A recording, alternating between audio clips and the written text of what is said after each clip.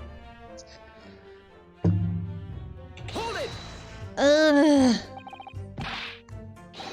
Objection!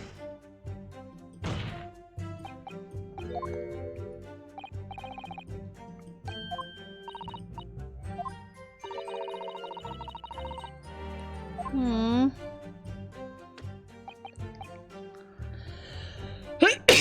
He did move from the stage to the crystal tower.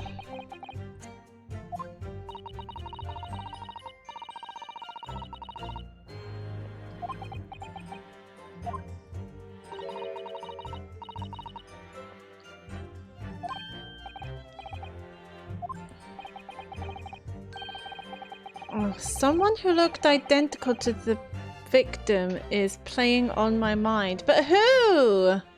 Who looks identical to the victim? I don't understand.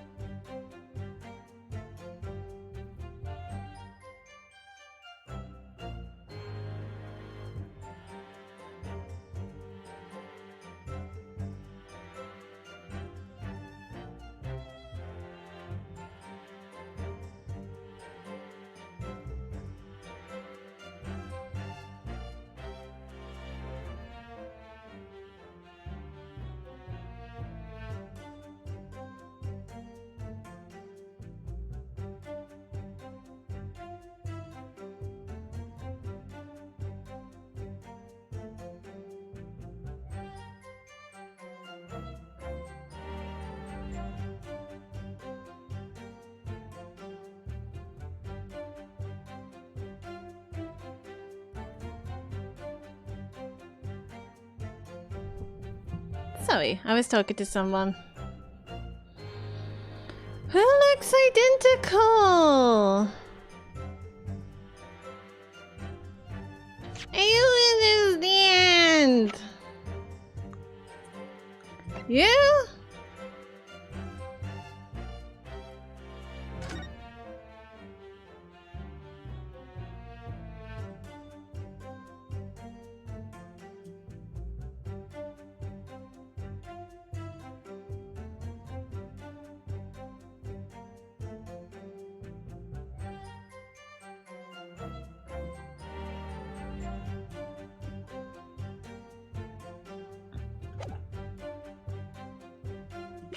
Can I see the picture of... Oh, no. The nose and it's completely... Never mind.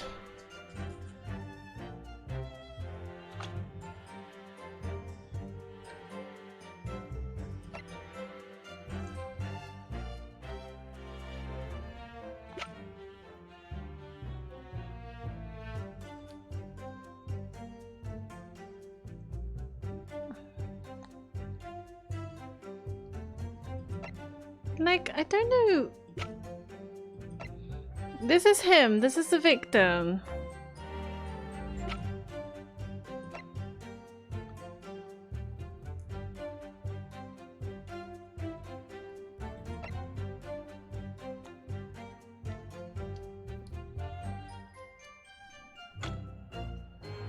Hmm.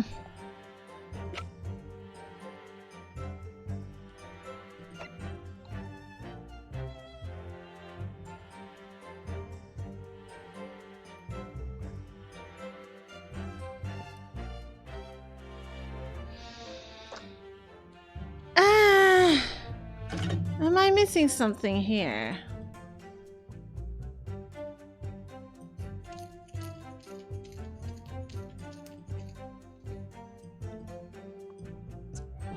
Why is him having another person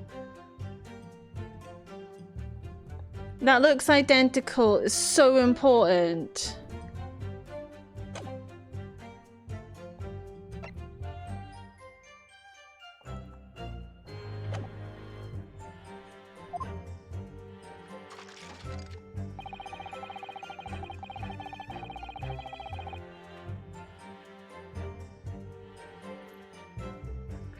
And crash head first into the crystal tower? Hang on. Was it head first? It looked like the impact was below. I think I found it.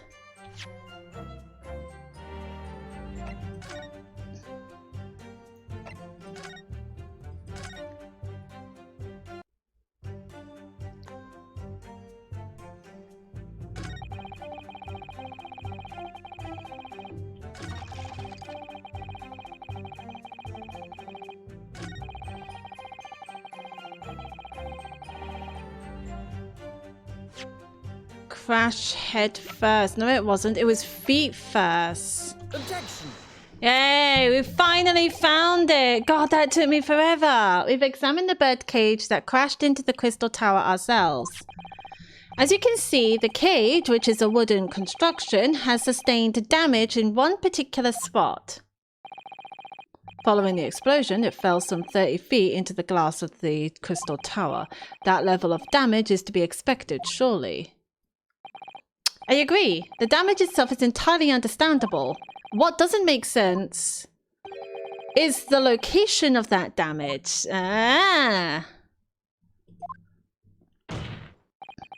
All the breakages in the wood are at the base of the bird cage, not the top. So stupid. What are you saying? That's the opposite of where they should be. That's right, my lord. The bird cage that was at the scene is damaged at its base. So we have reports of the bird cage falling headlong into the crystal tower, yet the damage is at the bottom. The only way to reconcile these two facts is to accept that there were two bird cages in play that day, which were at some point switched. Switch doing what wasn't a scientific experiment at all, but an elaborate piece of stage trickery. We got him! Good gracious, explain yourself, witness! Well, if we examine the facts, there's only one logical conclusion we could draw. The damage on the base of the bird cage clearly indicates that it crashed tail first into the tower.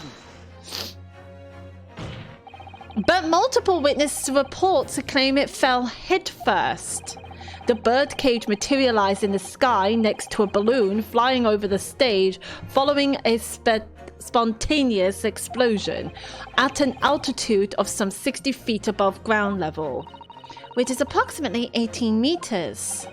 It then proceeded to fall some 30 feet into the crystal tower in the ensuing deflagration. Witness reports amid such chaos are notoriously unreliable. But the victim's neck was broken. Objection! He plummeted 30 feet inside a heavy wooden cage. However he fell, it would be unsurprising to find one or two of his vertebrae crushed. Drebber, what you gotta say?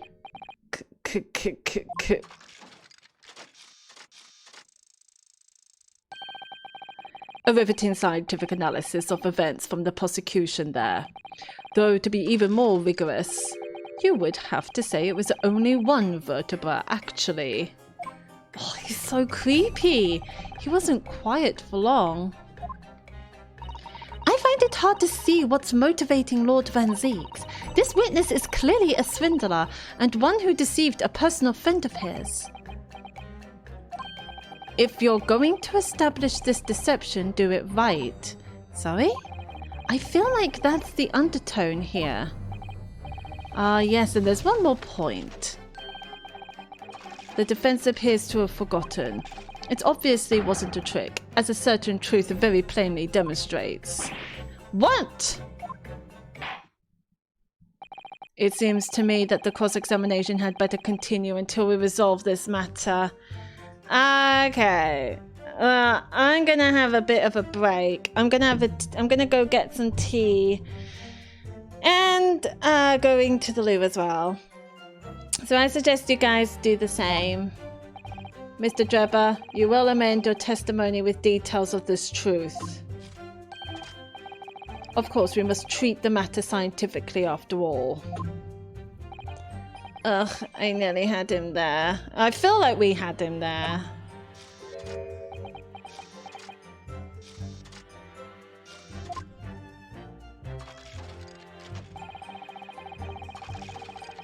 Alright, I will be right back. I'm just going to have a tiny quick break so I can go to the loo and get myself a cup of tea. So I will be right back.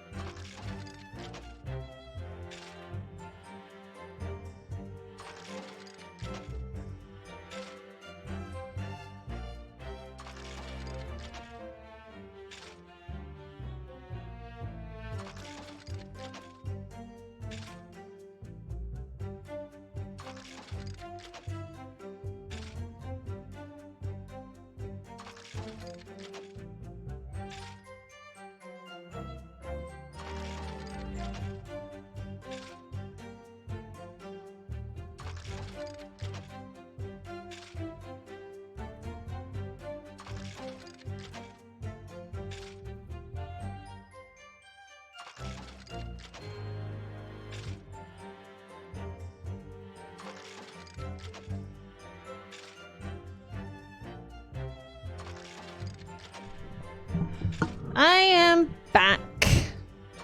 Hopefully I can think a bit more now that I have tea and went to the loo. The kinesis clearly took place because there's nowhere else 30 feet higher for the bird cage to have fallen from.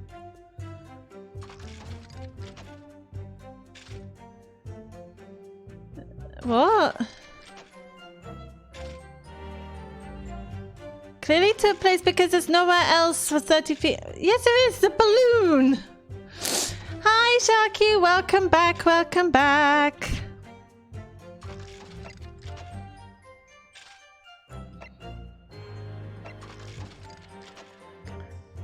We just came back from a bit of a break.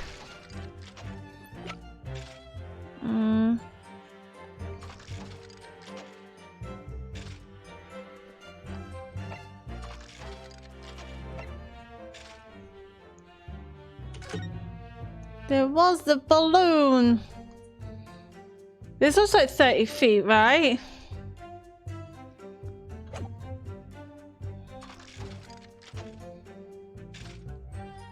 Objection! How? How is that photo not the answer?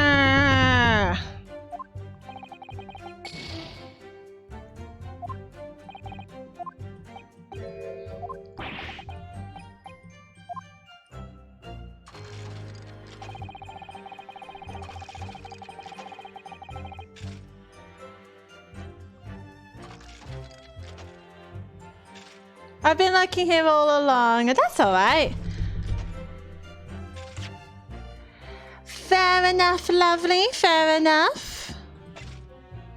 I have been trying to figure out his cross-examination, and it's hard.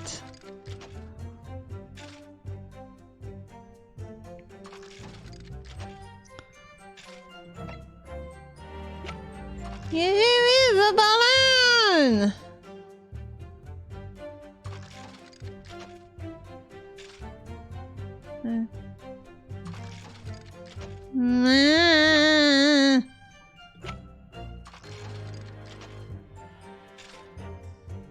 I must be stupid because I don't know how far 30 feet is. Surely this photo.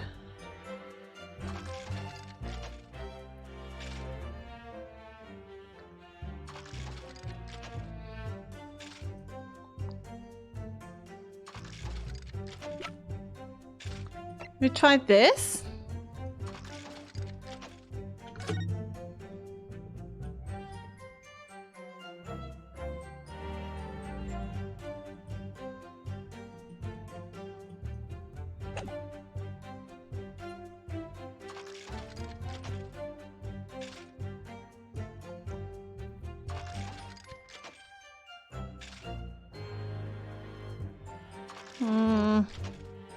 Objection!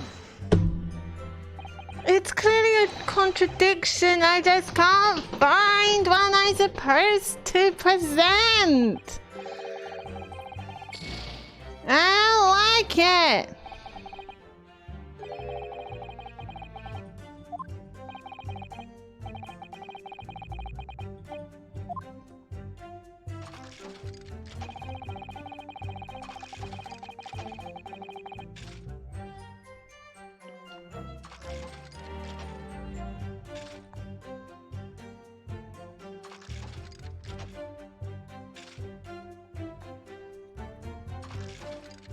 The kinesis clearly took place because there's nowhere else 30 feet high for the bird cage to have fallen from. Oh my god, yes it is! The balloon, why do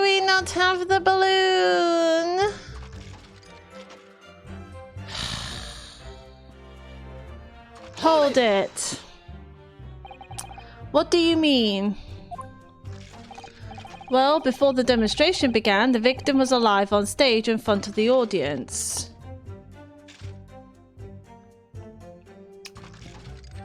Yeah.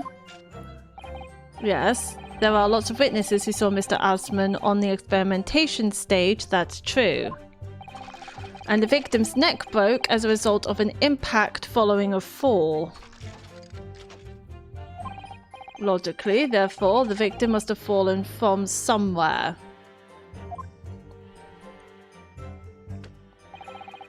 The balloon that exploded was at an altitude of 60 feet. Oh, 60 feet. Point of impact on the tower was 30 feet up.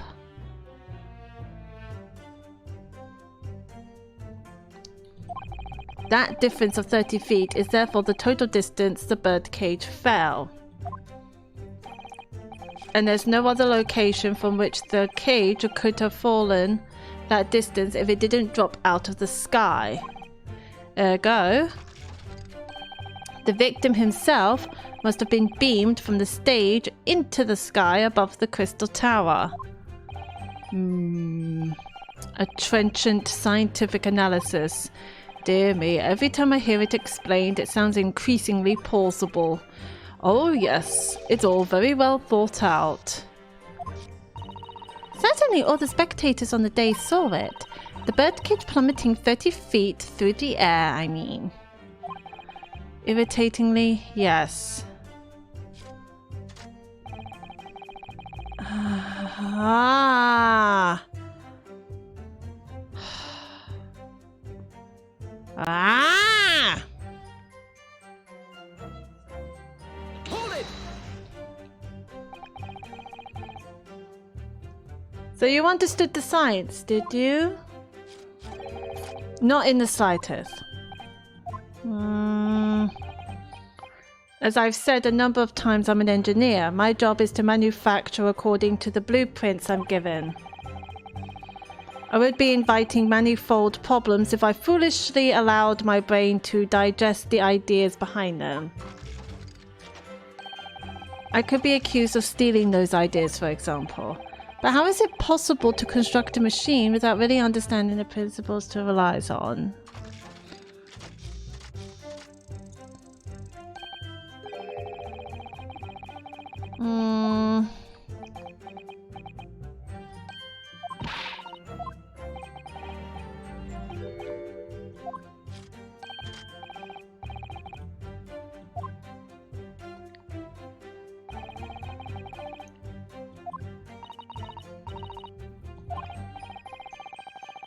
Has been completely destroyed by yesterday's explosion. It's going to be impossible. Ah, it's the same thing.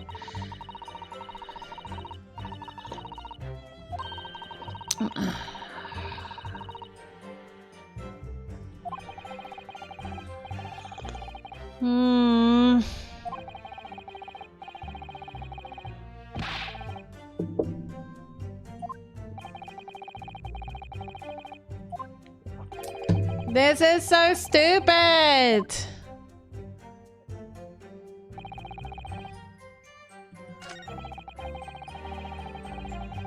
Machine to its precise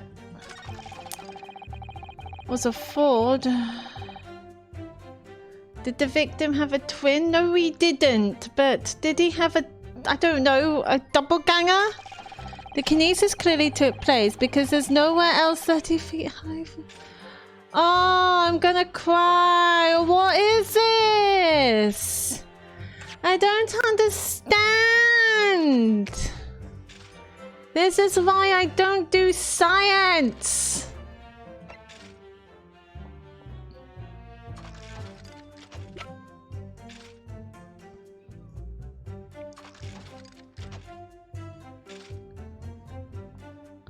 It's not that.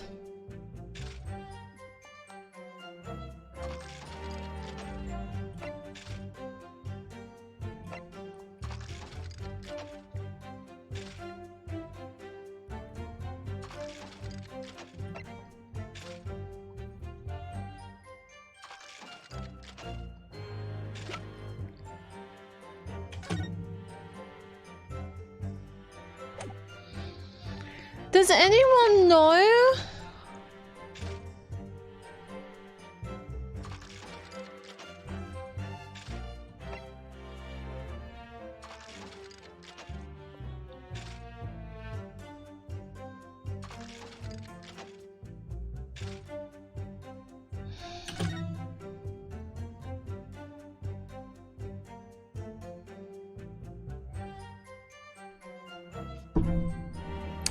I know that's a contradiction. I just can't really... We don't have any evidence that there is someone who looks like the victim. So, we just got this statement. The kinesis clearly took place because there's nowhere else 30 feet high for the bird cage to have fallen from. So on the previous statement, we presented this because he said everyone saw this bird cage landed head first in the crystal tower, but the damage was done at the bottom. And he said, and now he brings up a new statement. The kinesis clearly took place because there's nowhere else 30 feet high for the bird cage to have fallen from. That's clearly a contradiction, but we have legitimately nothing to show that that is a contradiction.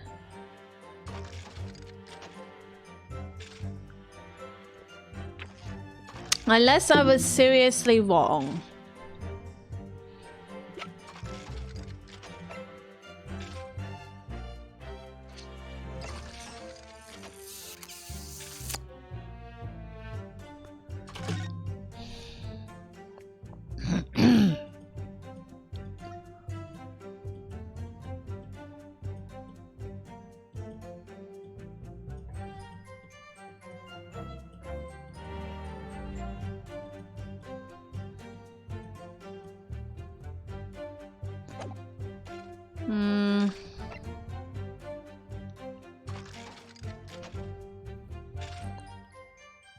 Did I try that?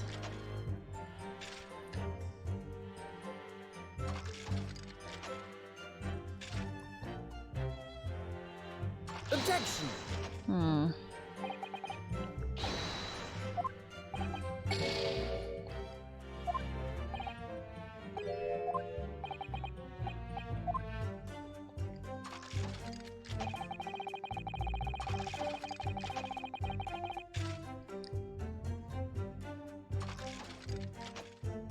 You can't say that. You have to present the evidence. No, saying that you don't have the evidence is never the choice.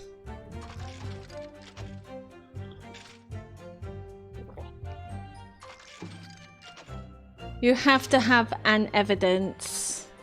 The thing is, I don't know what it is.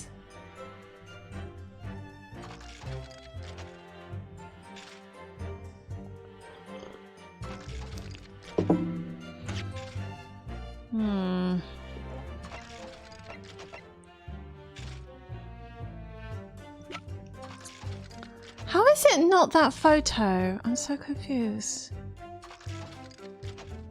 What if I present? Objection.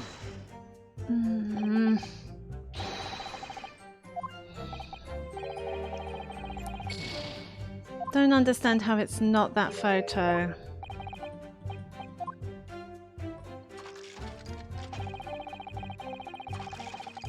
Maybe I was wrong. Maybe it's not this statement. But it must be.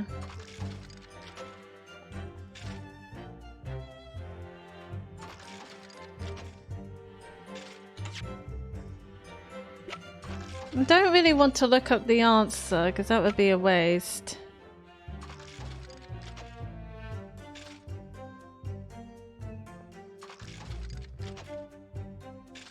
Objection.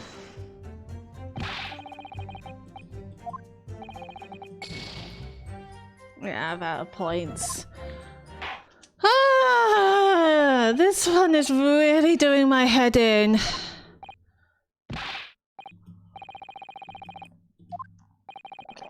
Ugh.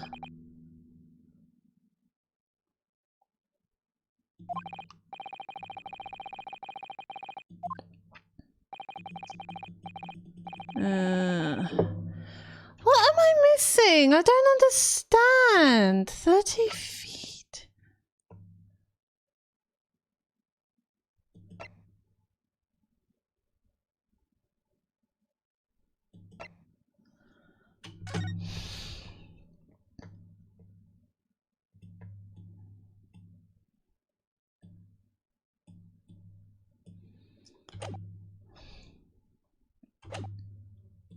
Guilty. Guilty. Guilty. Guilty. Guilty! Kill me.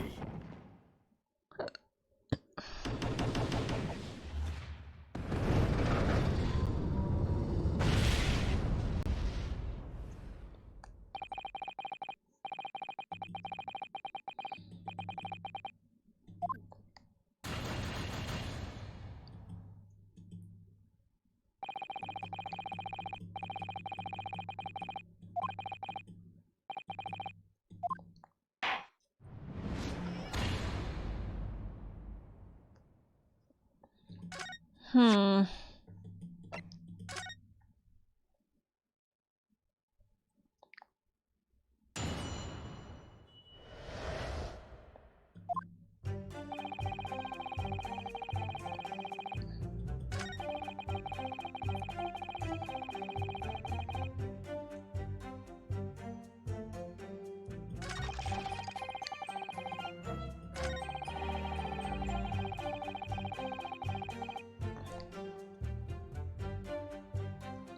So that is about the bird cage. Objection.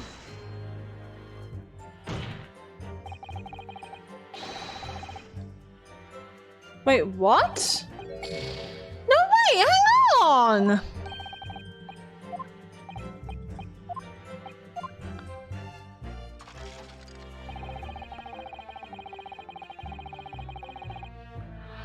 Oh, hang on a second. Oh, piss off. That was correct. Start that again. Oh, wow. Ask Bert's for help? I don't really want to bother him, particularly if he's in the middle of meetings.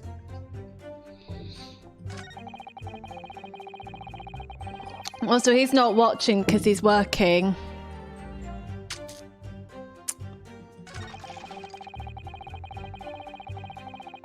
Try that again after I pressed him, because I'm not going to press him again.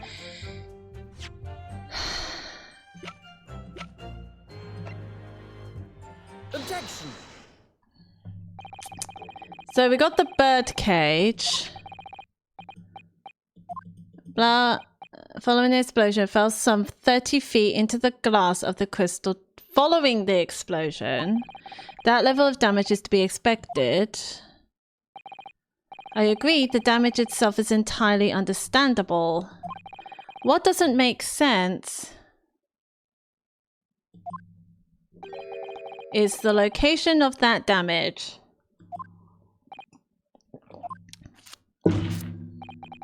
All the breakages in the wood are at the base of the bird cage, not the top. If you don't mind me asking, what do you do for work outside of streaming? And I don't work outside of streaming. I'm currently learning to code, hoping to get into a boot camp or an apprenticeship.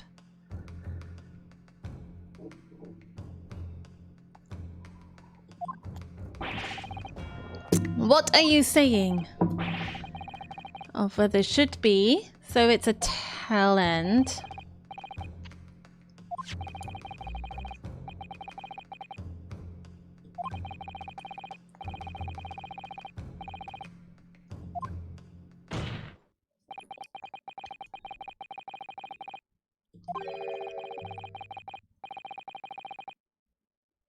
Wait, there were 2 bird cages in play that day, which were at some point switched. Switch doing what wasn't a scientific...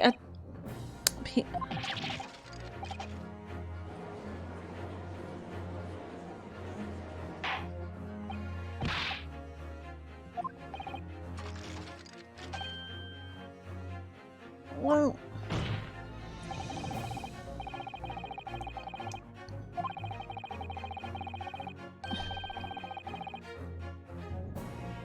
Objection! So it might be that photo of the explosion after.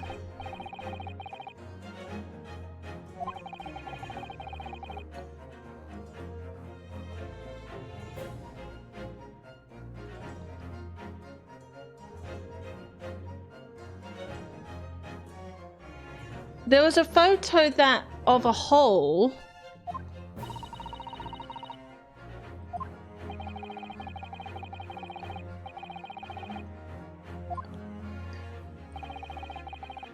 There is a hole on the floor of the machine.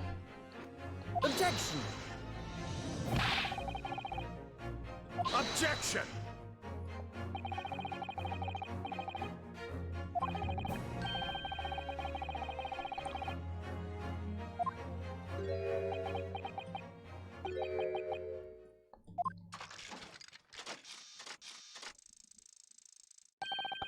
I was picking the wrong photo.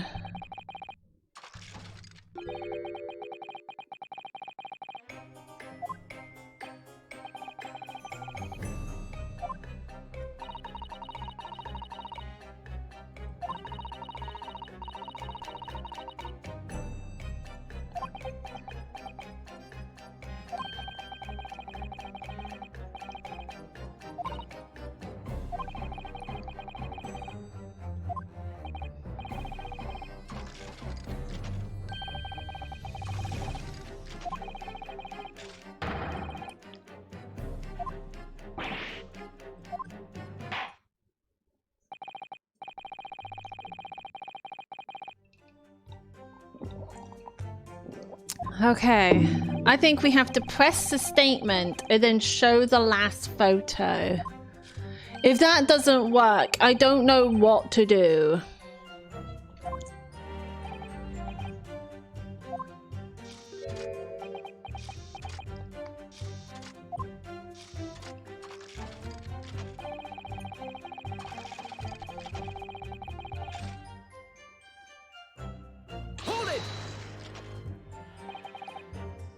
What do you mean? Well, before the demonstration began, the victim was alive on stage in front of the audience.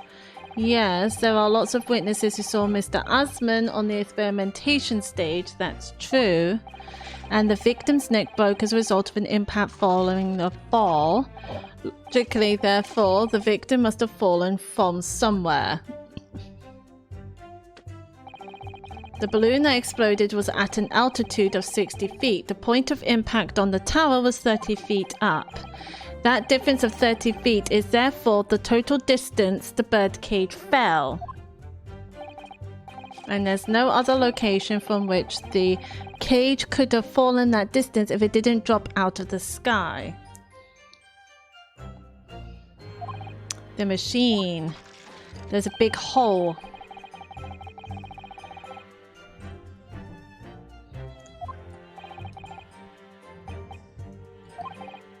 Now that I'm not angry, I'm starting to see things more clearly.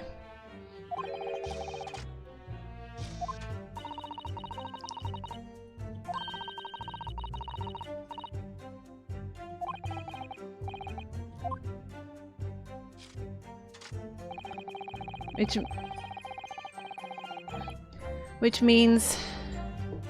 Hey, Gamers DC! Hello, Dylan! Hello!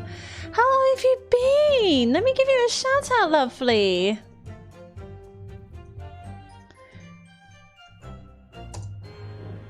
How are things? I do hope that you have been well.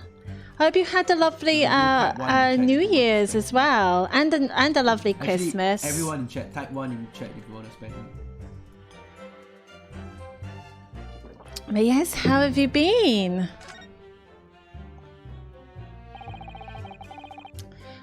Oh no, it's alright, lovely. I'm sorry I haven't been around either. Things have been crazy. But no, how are things? The year just started. Suddenly I had 50 students. It's been so busy. That's great to hear. That is so great to hear. You're still doing teaching. That's so awesome. Are you still teaching math, science, and English to... Is it to middle school?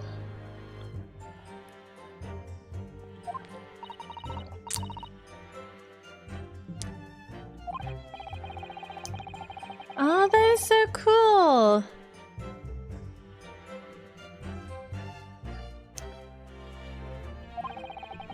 And how is streaming itself? How is Gothica as well? I see her tweets here and there.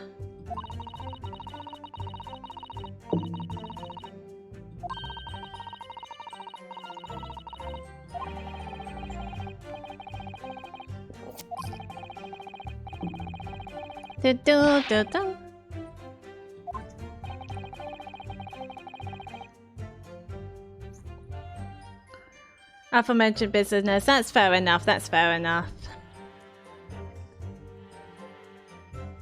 Yeah, streaming has definitely been up and down for me too, especially after lockdown.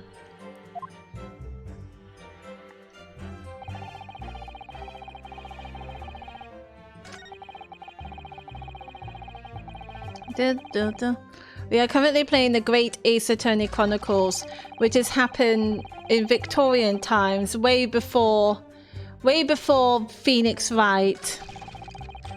Okay. I don't think I've done this before. Showing the last... Objection!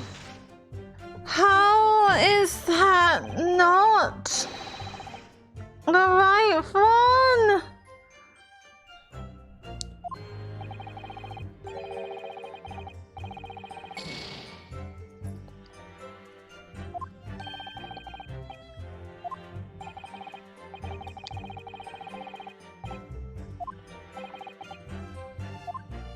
We're currently stuck on this cross-examination. It's... But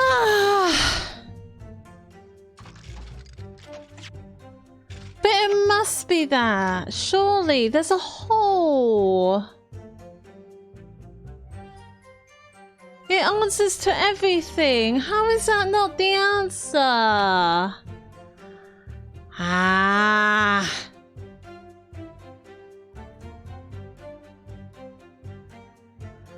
There's a hole!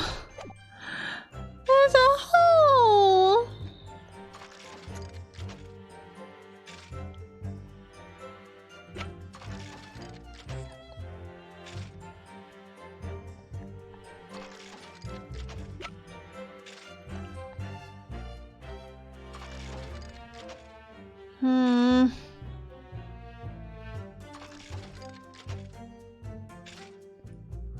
Oh my god.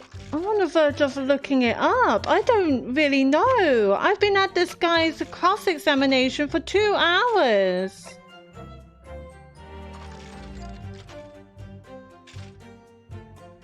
Oh, I don't want to look it up though.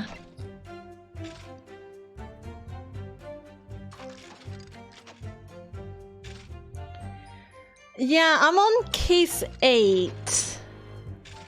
This is the last trial of case 8.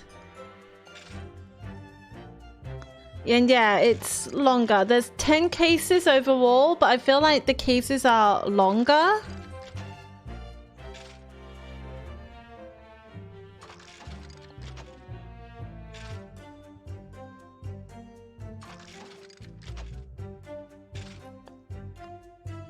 That's twice the number of cases in any of the original games. How many cases are there in Phoenix Wright? I tried to remember.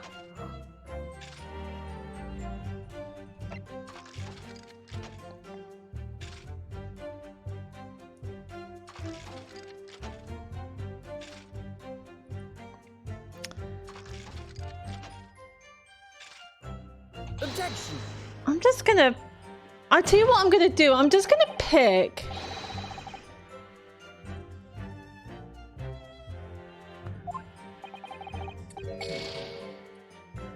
So we're in the second game, second Great Ace Attorney game.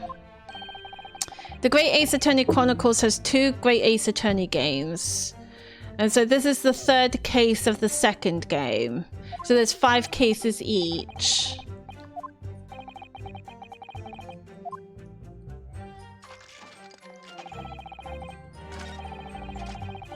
Oh fuck, I didn't mean to do that. I'm just gonna pick evidence randomly. I've also been streaming other things as well. So that's probably why it feels longer for me.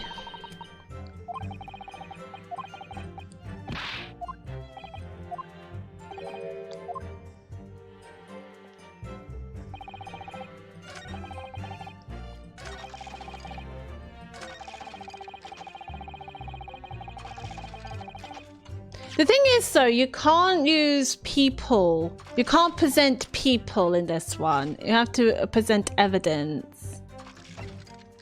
I'm just gonna guess. Is it the bird cage again? No? Okay.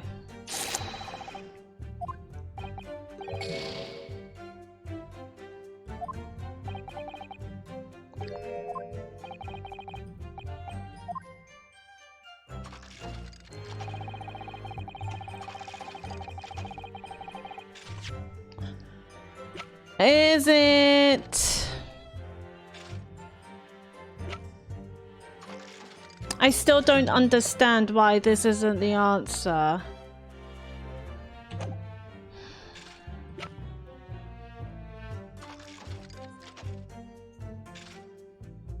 It's not that photo. It's not that photo. It's not the bird cage. It's not the green fabric. I haven't tried this, but it's not going to be that. Objection! Wait, what?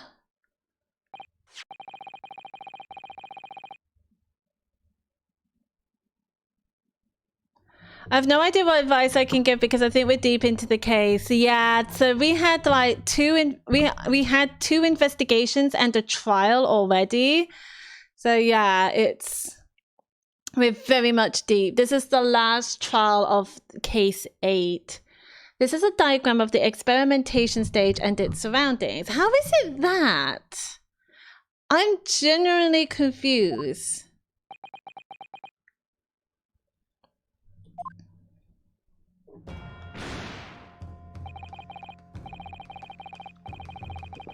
We know that somehow the bird cage appeared in mid-air before falling down into the crystal tower. A fall of about 30 feet or 9 meters. However, if you examine the diagram carefully, you'll see that there is one other possible location from which the bird cage could have fallen. The same distance of 30 feet. What? Am I stupid? Well, it appears the defense has a possible explanation to put forward. Go ahead, counsel. Yes, my lord. Of course. You will indicate the place to which you are referring this same diagram. The alternative location from which the bird cage could possibly have fallen the requisite 30 feet. You are joking.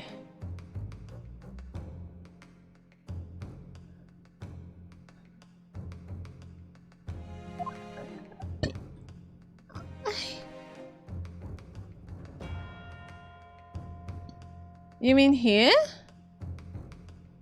We did see a hole.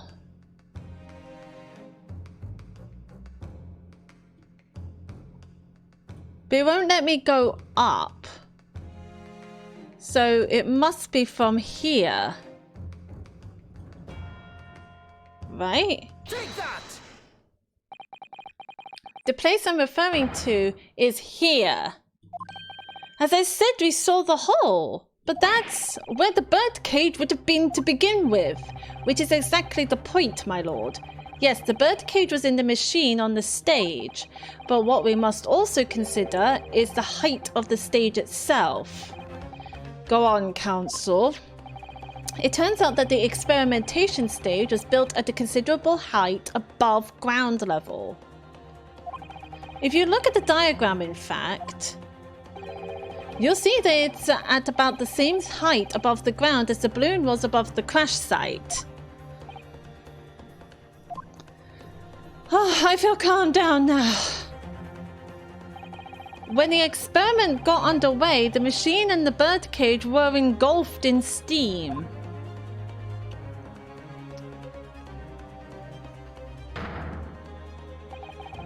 At that moment, the floor of the stage gave way, and if we assume it there to be a void underneath, this birdcage and the one seen by the audience would have fallen almost exactly the same distance.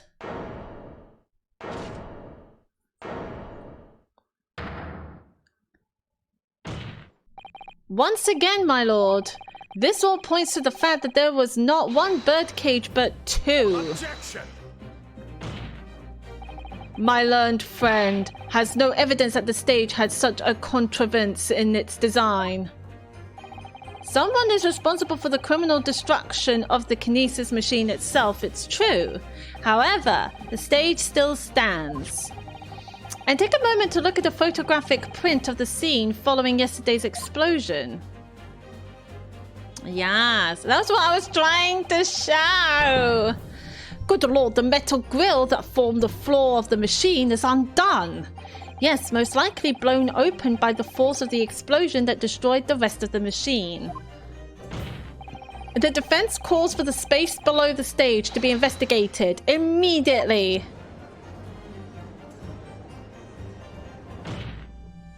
Mr. Drebber.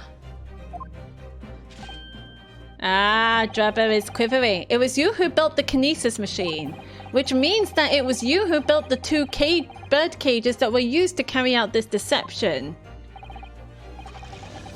Ugh. Whether Professor Hairbrain's hypothesis is sound or not makes no difference, because it's the construction of this machine that matters. A machine designed to take Mr. Asmund's life. Yes, but why? Why? And lay the blame firmly at the professor's door, something that could only have been carried out by you, Mr. Enoch Drebber. Oh, he's unhappy. He's unhappy. Grr. Objection!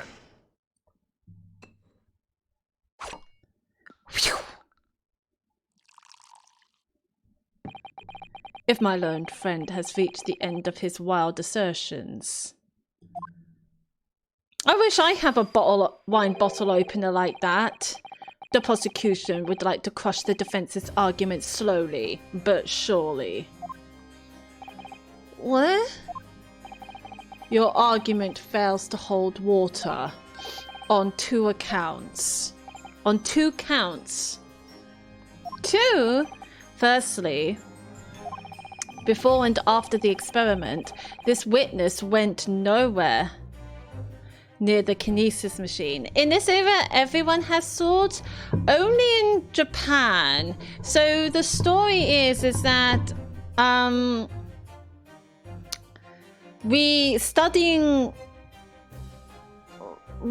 we travel from Japan to Britain to study law on behalf of a best friend who recently died.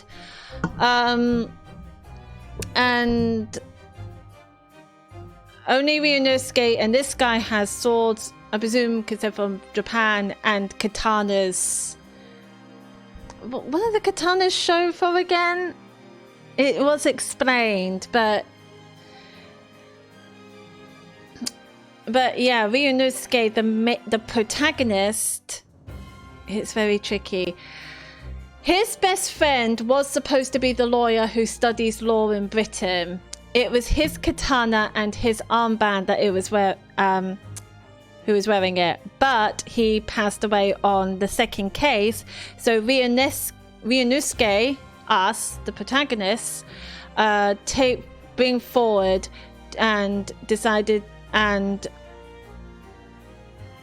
being told to take Kazuma's armband and katana with him in behalf of Kazuma.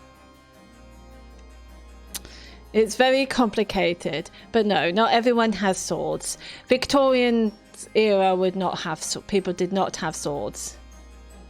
Replacement attorney? Yeah, I'll say that.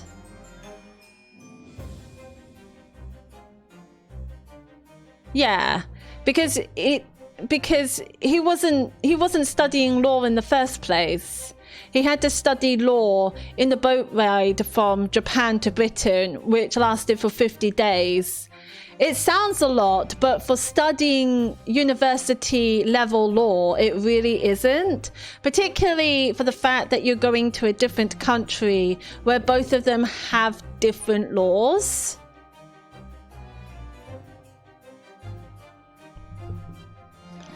So yeah, that's a lot. Trying to make sense of Ace Attorney logic, it still can't really hold a candle. Nah, Ace Attorney logic is definitely something else. But I can assure you, in Victorian era in Britain, nobody was holding swords. I don't think swords was a thing because guns were starting to be invented, I think. Weapons in Victorian era. Yeah, guns. It was all about guns back in Victorian era because inventions was a pinnacle.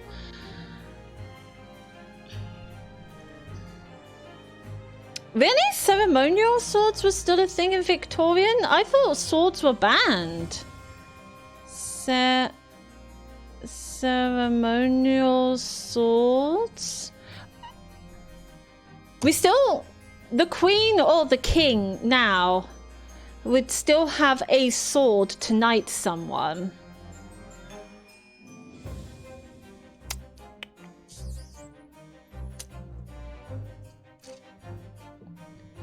But no, I don't remember ever being swords in Victorian era. What happened to swords in Victorian era?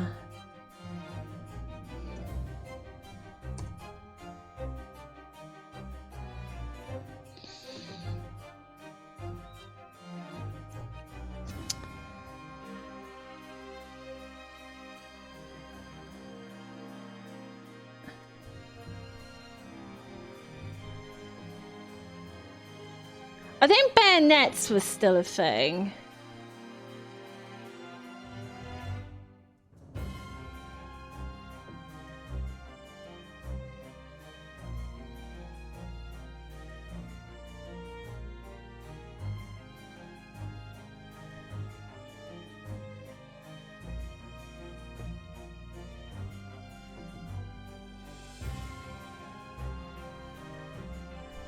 Ceremonial swords were a thing till the 20th century. Ah.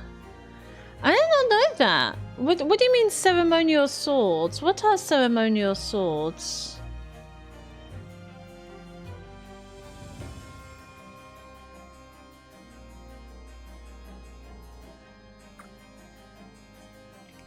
Before and after the experiment, this witness went nowhere near the kinesis machine. Every relevant member of staff from the exhibition has attested to that. As a sign of their rank. Ah, gotcha. Gotcha, yeah. That is still a thing, I think. That is still a thing. I think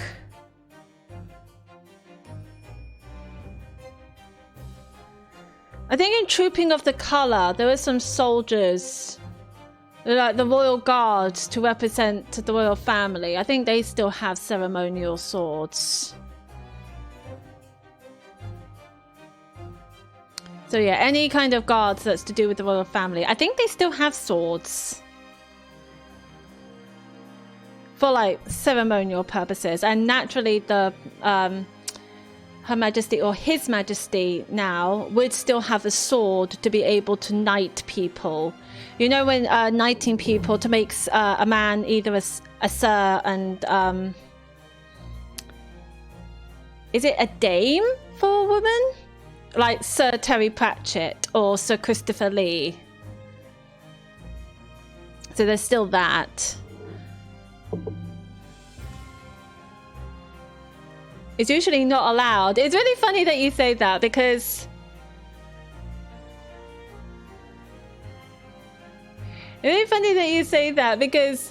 when Terry Pratchett, the author of Discworld, got knighted, he thought that he could carry a sword around, so he had one. So he made a sword. I don't know if he made the sword or he was working with a blacksmith to make a sword, but he forged a sword, and then he realized, and then he got really sad that he couldn't carry the sword round because he thought being knighted means you can carry a sword. But you can still see it in like in his exhibition, which we saw in Salisbury, which was really interesting.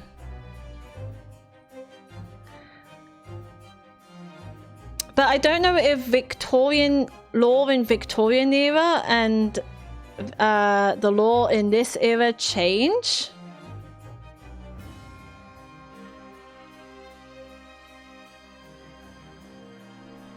Oh, he was highly intelligent. He was highly intelligent, Sir Terry Pratchett. He was known for the Discworld books. You've heard of Discworld, right? It's like over 40 books. He got knighted for his writing. Everybody loved Terry Pratchett.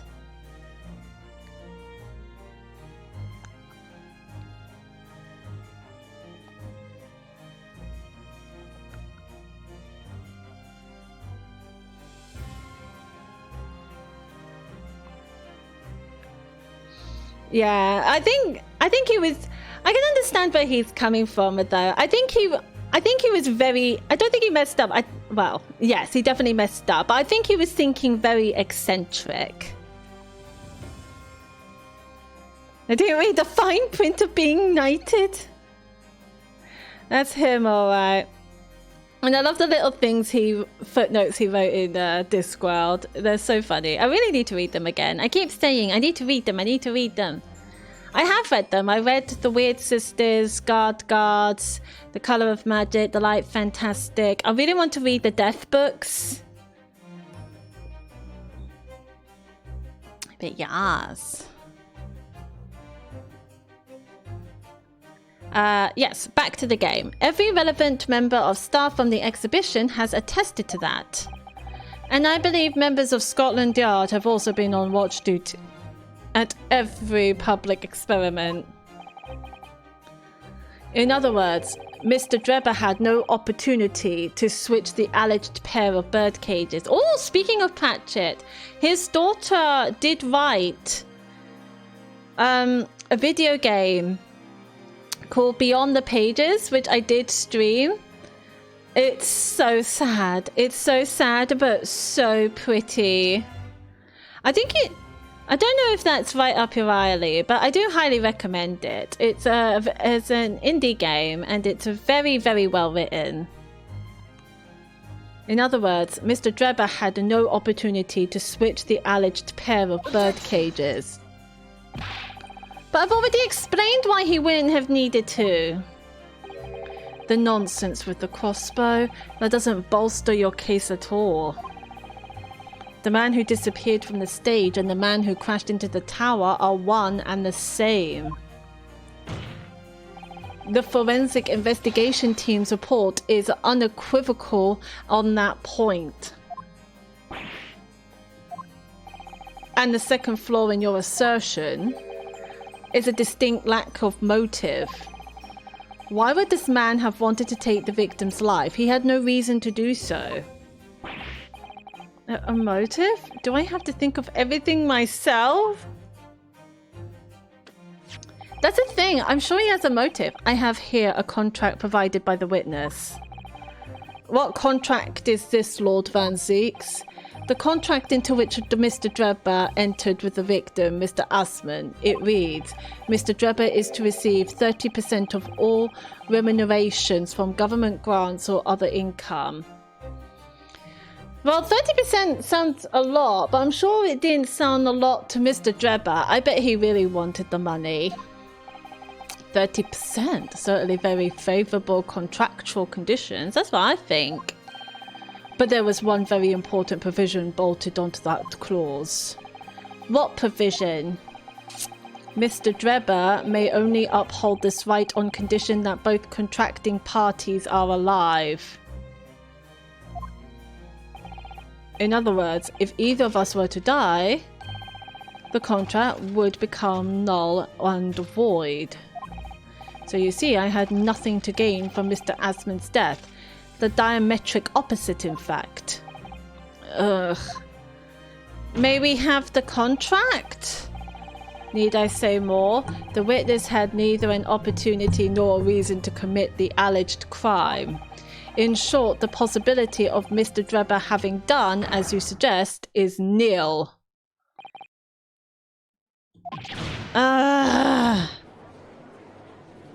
Fuck Mr. Drebber. I hate him so much.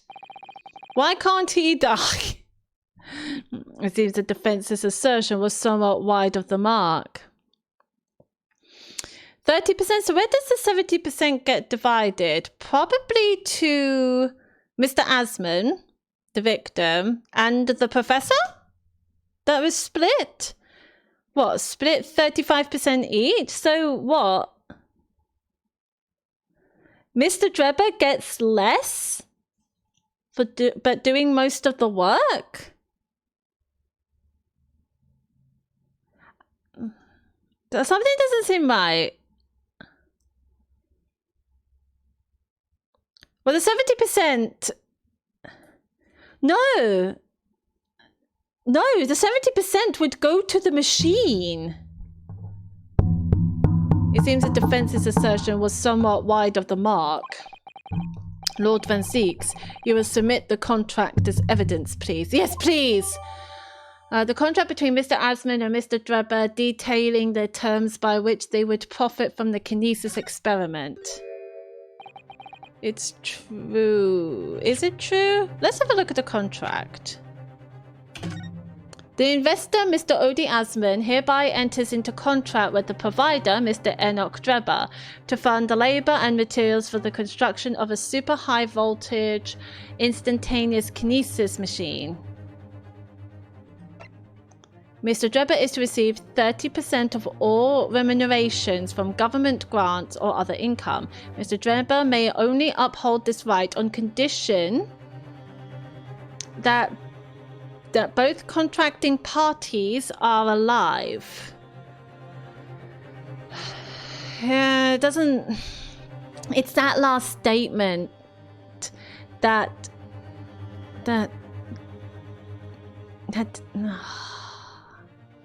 God damn it.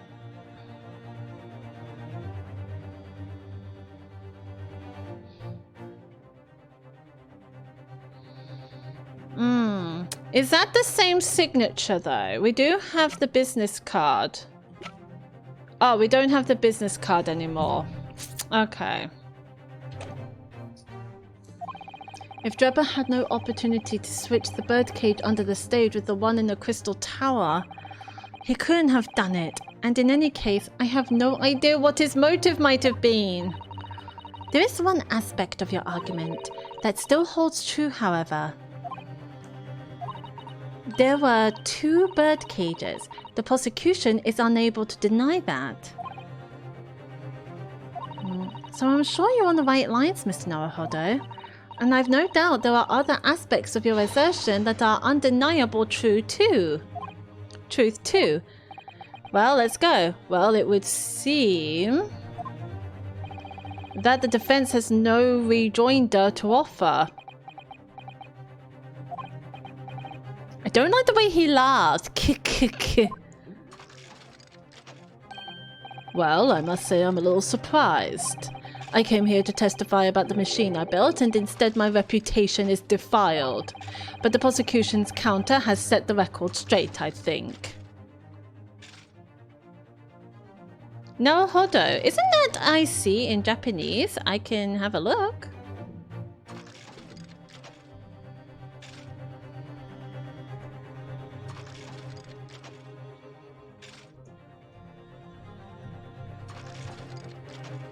Yeah, it means I see. No, simply put, Naruhodo means I understand or I see. Quite fitting. Quite fitting name for that character. Because he's a lawyer, god damn. Yeah. Yeah, Ryunosuke Naruhodo, his full name. I don't know if Ryunosuke means anything. But the I think it's impossible that I'm the culprit. Objection!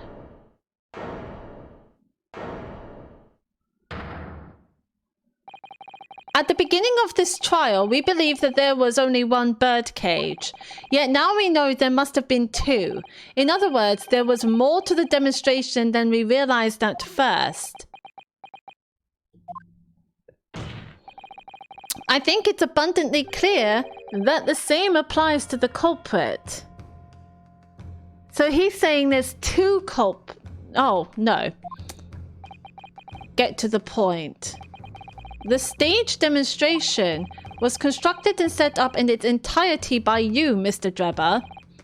Therefore, it's inconceivable that you had no hand in the events that transpired. God, he looks pissed. He looks mighty pissed. He does not like where this is going.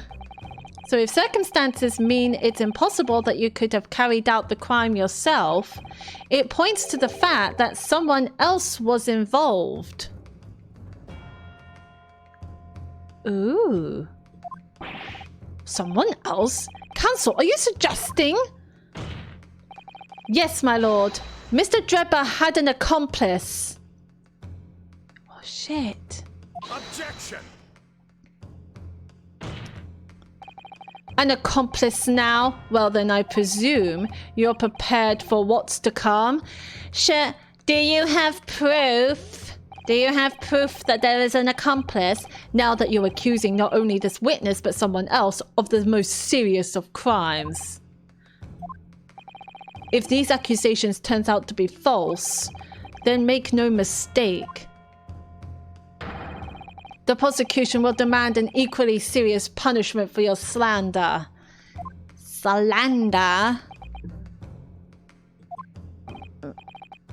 Well, counsel? Do you intend to pursue this course and formally accuse another party of involvement in this matter? You know what? Why not? What have we got to lose? Because I got no other paths to go to from here. At the moment, this is little more than a hunch on my part. I don't know for sure if Drebber had an accomplice, or even if he really is the culprit here.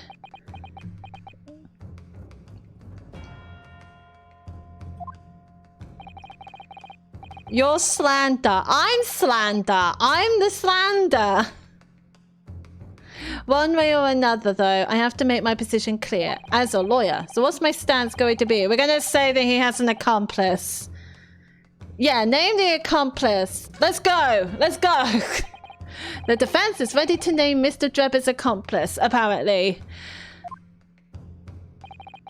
Somehow the two bird cages must have been switched. Everything points to that. Yet, according to the coroner's report, that's not a possibility.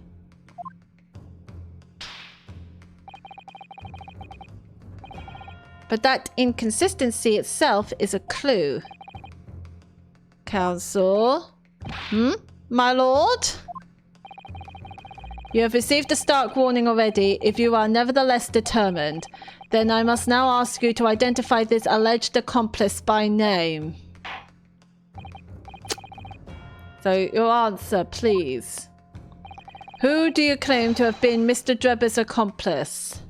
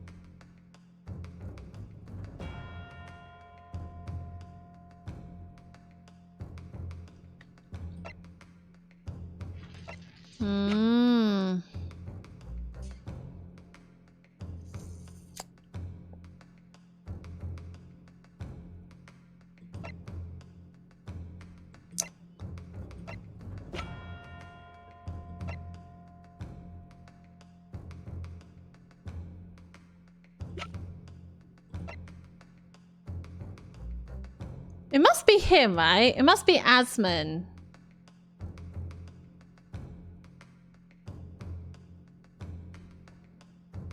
Take that! Maybe the coroner? Maybe.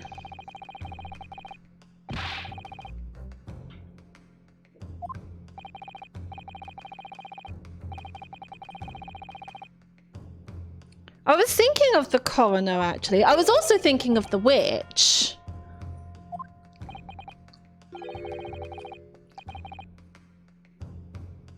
Will I ever play Pokemon on stream? No, not me personally, but probably my boyfriend. My boyfriend is more into Pokemon than I am.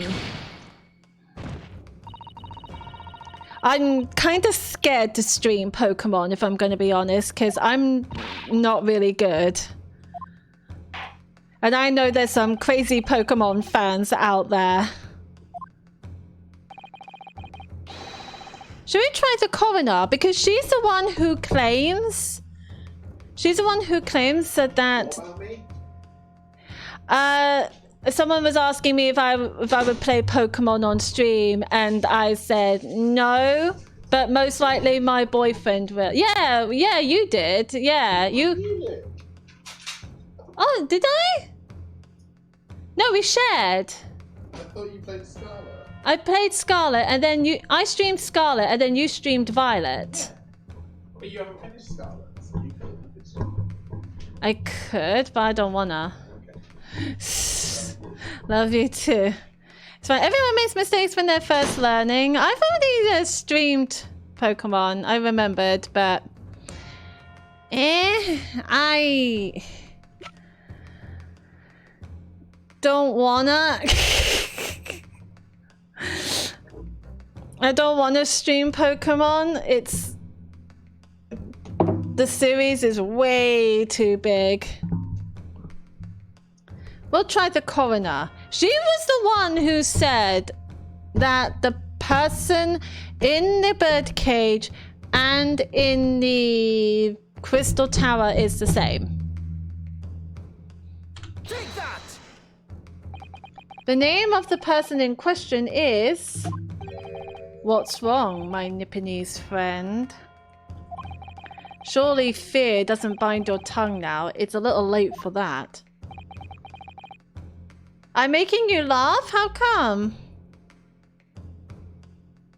Of course, I'm afraid. After all, naming her in this capacity is definitely going to make waves. A lot of waves. I could very well turn every single person in this courtroom against me. I'm sure it'll be alright, Mr. Naruhodo. Thank you, Mr. Sato. The enemy always appears larger than life, but you'll appear exactly the same to the enemy. Alright then, here goes. You've kept us waiting long enough. Your answer, Counsel. Now.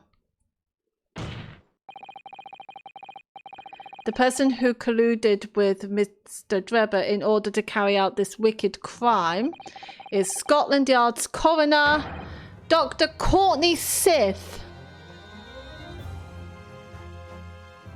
I did stream Pokemon Scarlet. That's the only Pokemon game we got at the moment. Maybe if we get some more Pokemon games, maybe. But my boyfriend is most likely going to join because he has more knowledge of Pokemon than I do. I'm pretty sure we have more than Scarlet.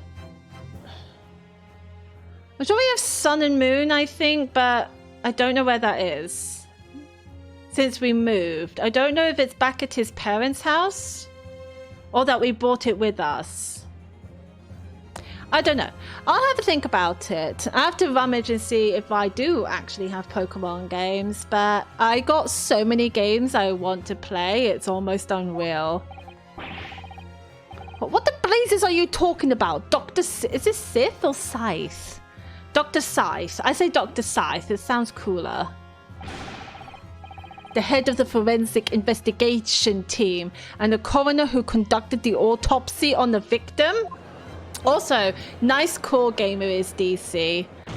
That's a very nice call. I did find it very, very weird that she's the one who said that the person in the invention and in the Crystal Tower are the same person. We know there were 2 bird cages, so who could have carried out the switch to complete the illusion? The accident happened in front of a huge crowd of spectators, and the area was immediately sealed off. Then everyone, police officers included, were banished to make way for the forensic investigation team. When else could the switch have occurred? It can only have been in that team's presence.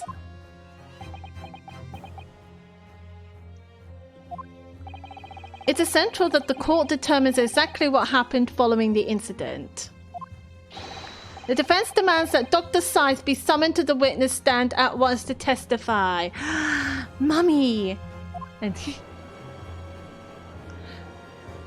find it interesting that the jury did not call, like, at all. You've got a nerve, lad! Standing up there, dragging the yard's name through the mud. I didn't mean to. I know the woman very well. There's no better dead room worker out there. She's also got a creepy daughter. How dare you call her a criminal? My learned friend's imagination appears to be wilder than the East End at night. But the recklessness of your accusation aside, there's another grave problem with your argument. One which the prosecution demands you address at once. A grave problem? Oh my word. Who do you claim acted as the victim's doppelganger? A dead person? Well, what? Certainly if the birdcage containing the body of the victim has exchanged for another, that cage must also have contained a body. And yet, no missing persons or accidental deaths of anyone even remotely resembling the victim have been reported.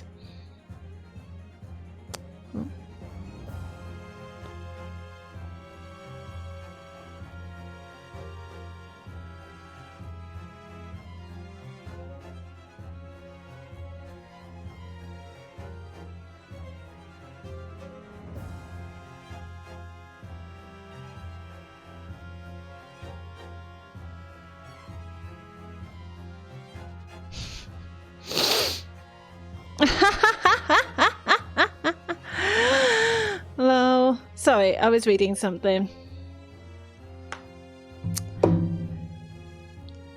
I think I know this one. I think this must be the model, the wax model. Something that should have been discovered during the background check period, but we couldn't because the forensic team won't let us. God damn it. But I think I already know. I think it's the wax model. of anyone even remotely resembling the victim have been reported.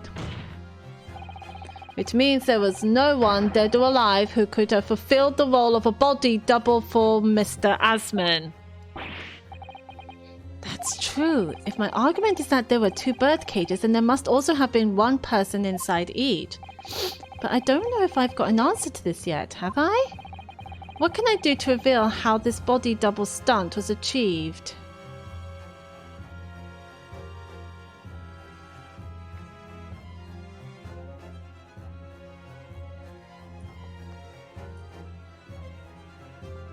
Oh.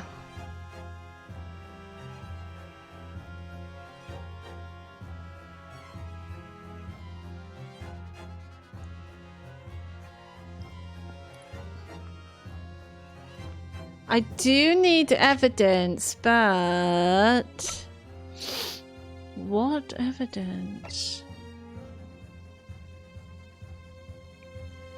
Oh, this one. So we found this piece of broken glass in the folds of the clothing of the Professor Waxwork. It would appear to be from the Crystal Tower. Maybe that one. Present evidence? Because we don't actually have a wax statue, but we got something from the wax statue. The defense will address my learned friend's concerns by presenting evidence that reveals the true nature of Mr. Asman's body double. Good gracious, evidence!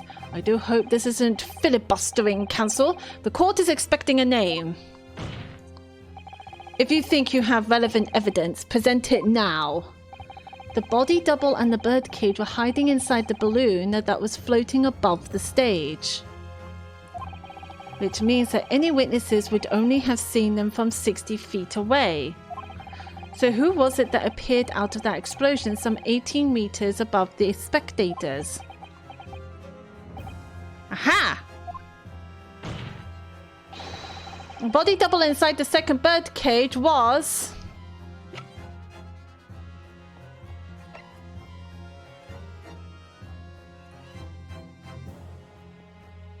Take that! What? Objection! I would have to show the head, wouldn't I?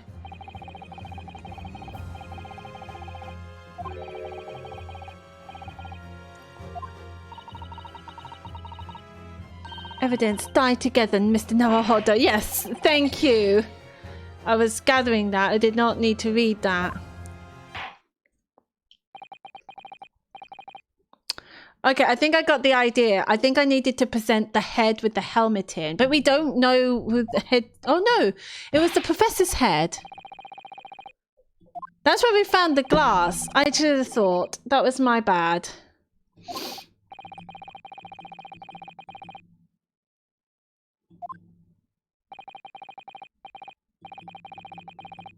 Guilty! Yeah. Guilty! This takes long. Guilty! Guilty! Guilty!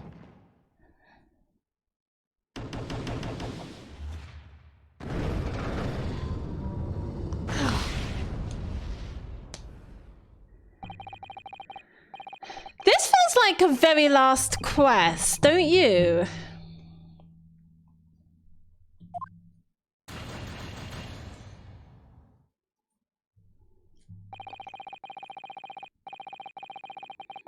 Mm.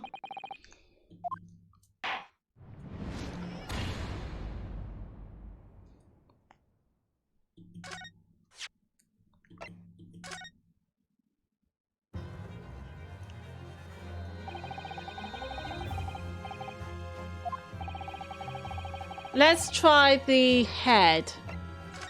At least we got our 5 points back.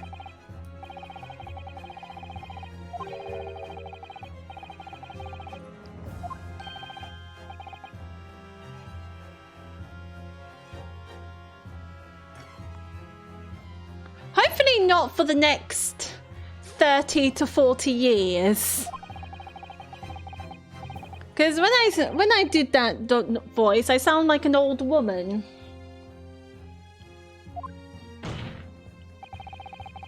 Who put a child child in the jury. I don't know.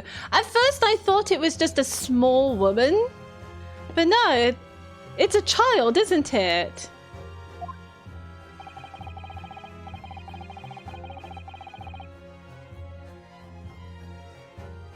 Is this... Because you can't have children in the jury. They have to be 18 and over.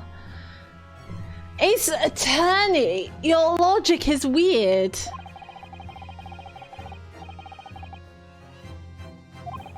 We have somebody from Scotland Yard in the jury as well. Feels like a conflict of interest. Yeah.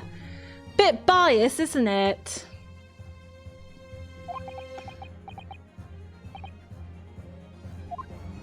Just some policemen. I'm pretty sure policemen are also not allowed. Yeah, Sharky, you've mentioned that too, but I thought it was just a small woman because surely you have to be 18 and over to be a jury. But no, I think you guys are right. It's a child.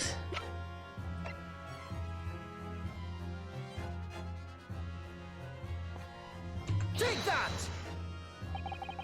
We know that the victim, Mr. Asma, was in the birdcage that was situated inside the kinesis machine on stage. And therefore he couldn't have been inside the second birdcage. Instead, that contained something else. What's been described as a body double, which is what fell from the sky and crashed into the crystal tower. Let's see. No, it would have been 18 plus if it's in the UK. I can check. How old to be part of the jury?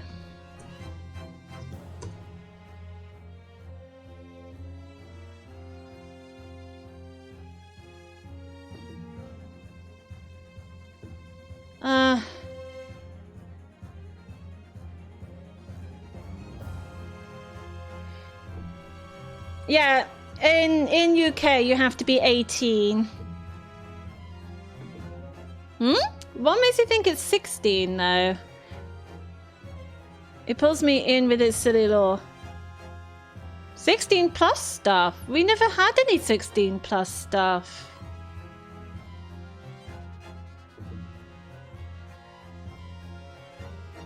No? Never happened. Where did you hear that from?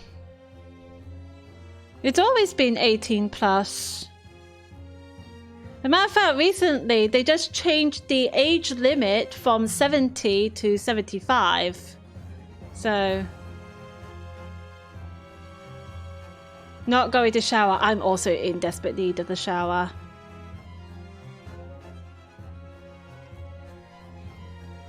What's been described as a body double, which is what fell from the sky and crashed into the crystal tower. Yeah. I just thought it was 16 in the UK. Nope. Always been 18. Always has been.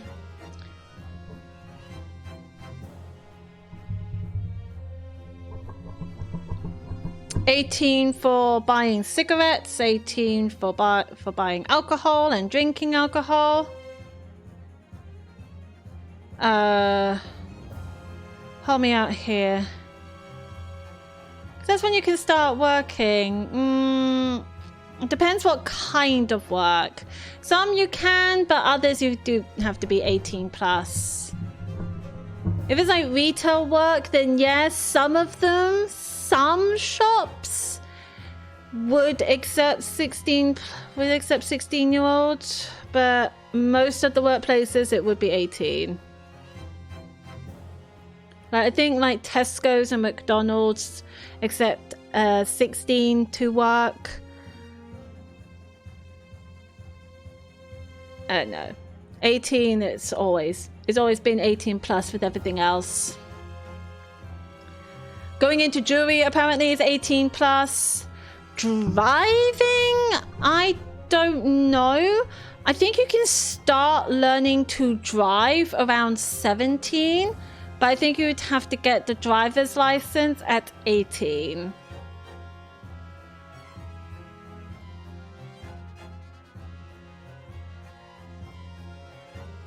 And you can get a provisional driver's license at 18 as well. Because obviously you would need ID to buy cigarettes and drink and alcohol to show that you are 18. Yes, Cancel. According to your somewhat elaborate version of events, and that body double inside the second birdcage was in fact... It's alright, Mr. Naruhodo. You're ready for this. Just steel yourself and come out with it. Thank you, Mr. Sato. I needed that.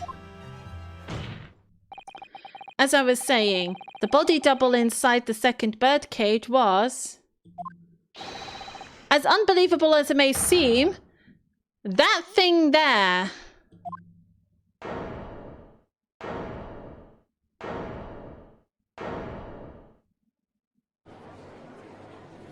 That's creepy.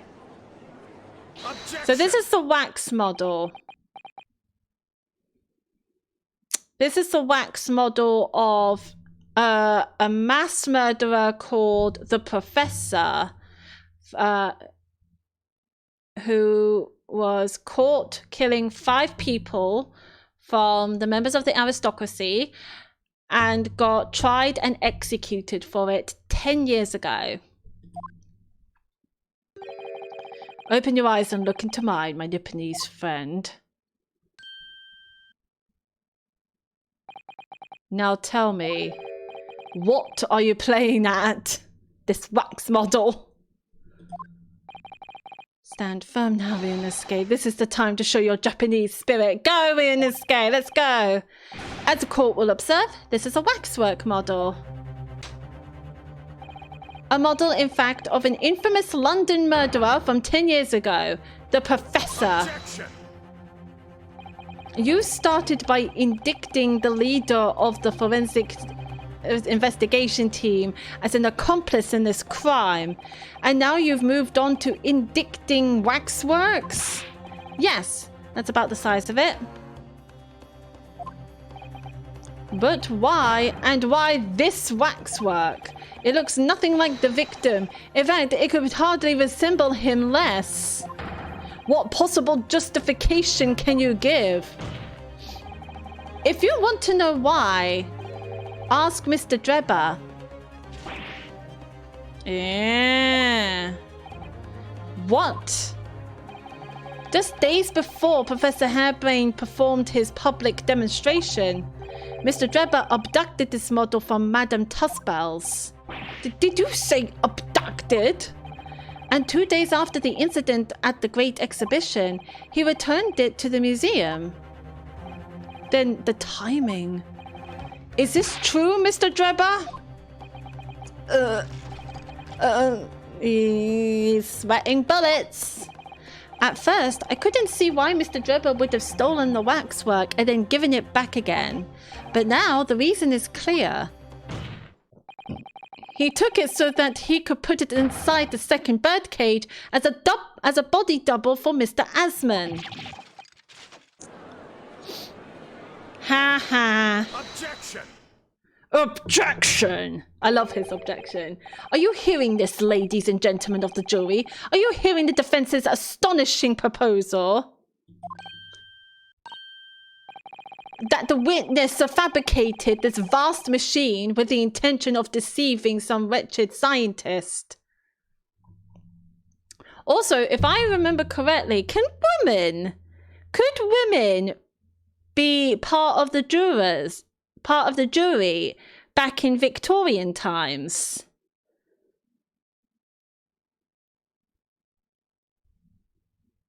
I don't think they could.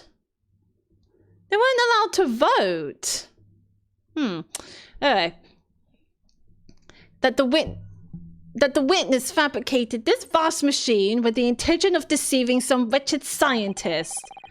Hit it on the mark, judge it by his reaction. Oh, yes. I love seeing the witnesses' reactions. They always go freaking crazy. That he did so in collusion with the country's finest coroner on a public stage in front of a vast audience. You know what I think? I think in some way the coroner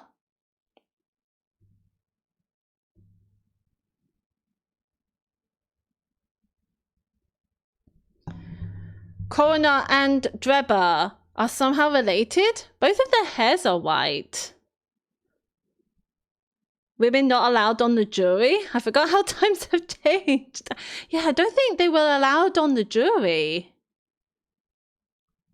But then again, I don't know when they were allowed on the jury, so there you go.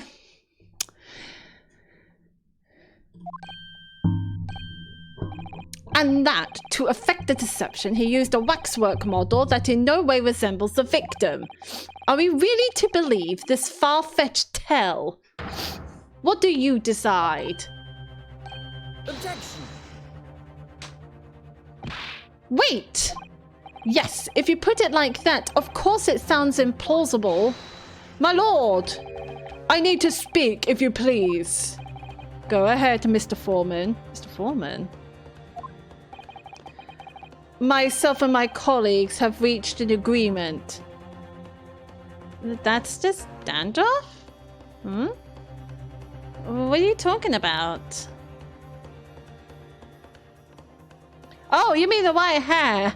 No, it's definitely not dandruff.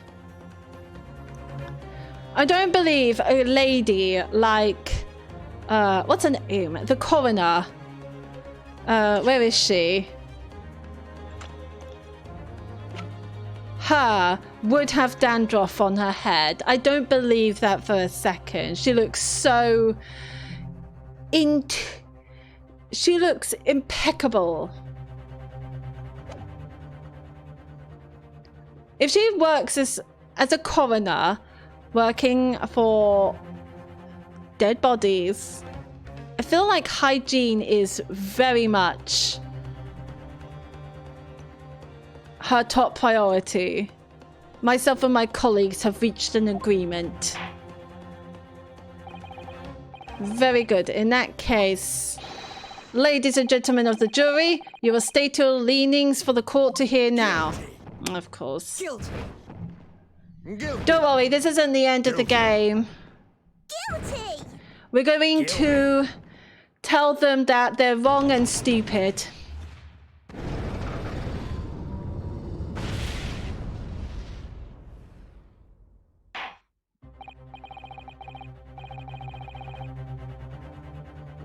So as indicated by the foreman, the jury has reached a consensus.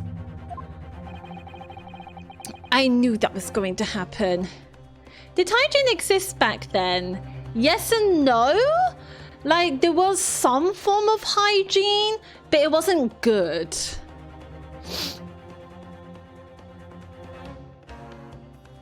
Like many other eras, I'm sure there was some form of hygiene, but it was crap. I knew that was going to happen.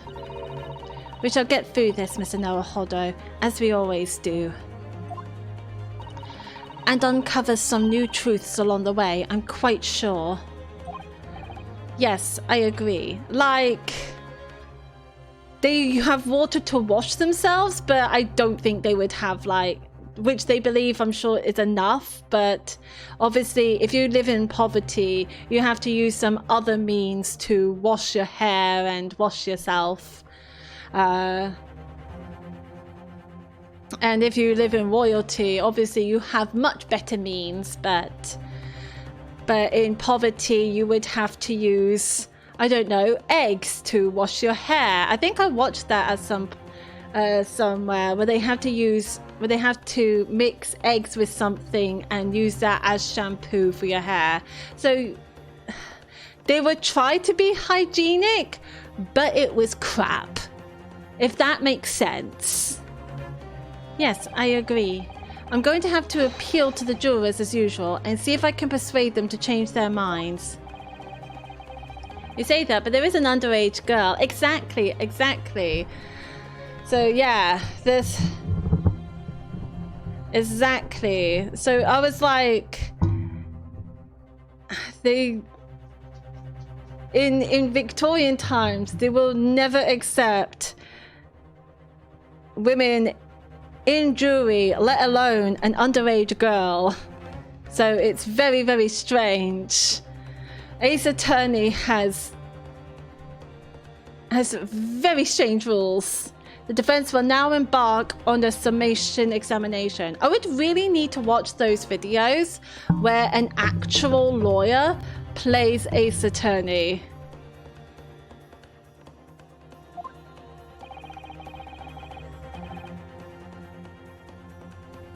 Are you and your fellows ready to proceed, Mr. Foreman? They also didn't have magic for their fucking torches. No, but they tried to be over-dramatic. And what's more over-dramatic than fire? Are you and your fellows ready to proceed, Mr. Foreman? We are, my lord. Very well. In that case, I ask you now to state clearly of all present to hear the grounds on which each of you has decided that the defendant is guilty of the crime of which he is charged. Judicial findings. Let's go. I've known that woman for years. She'll never be an accomplice to anything. It's utter nonsense to think those two would ever be conniving with one another. Ooh, you have the newspaper.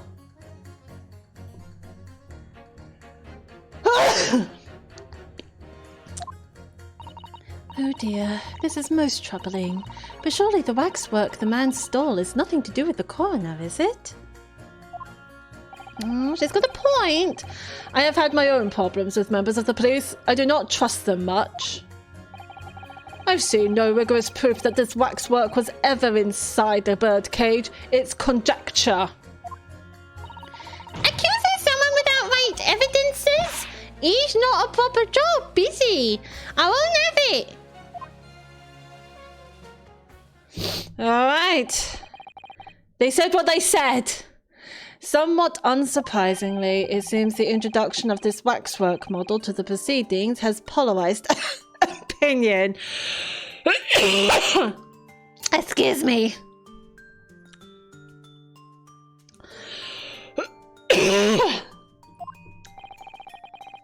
Given that its face is obscured and its build in no way resembles that of the victim, I can only applaud my learned friend's temerity at suggesting it as Mr. Asman's body double. Yes, the applause is deafening, and yes, I know it seems extraordinary. But it's also two bold facts, don't forget. But that's the point. A wax model and a person of high standing. That's why I have a strong feeling it's actually a greater clue than anyone yet realizes. What are you thinking, Mr. Naruhodo? I can't explain why at the moment, but I feel as though there's a specific reason why it was used, why it had to be this model. Really? A reason why nothing else would do, you mean? Yes, and I'm convinced it's something far more significant than whether or not the model looked like the victim. Well, if that's the case, we must prevent the trial from ending prematurely at all costs. Let's go. Yes, agreed. I have to find a way out of this. If you are ready, counsel, you may proceed with the summation examination. Yes, my lord. Yes, my lord.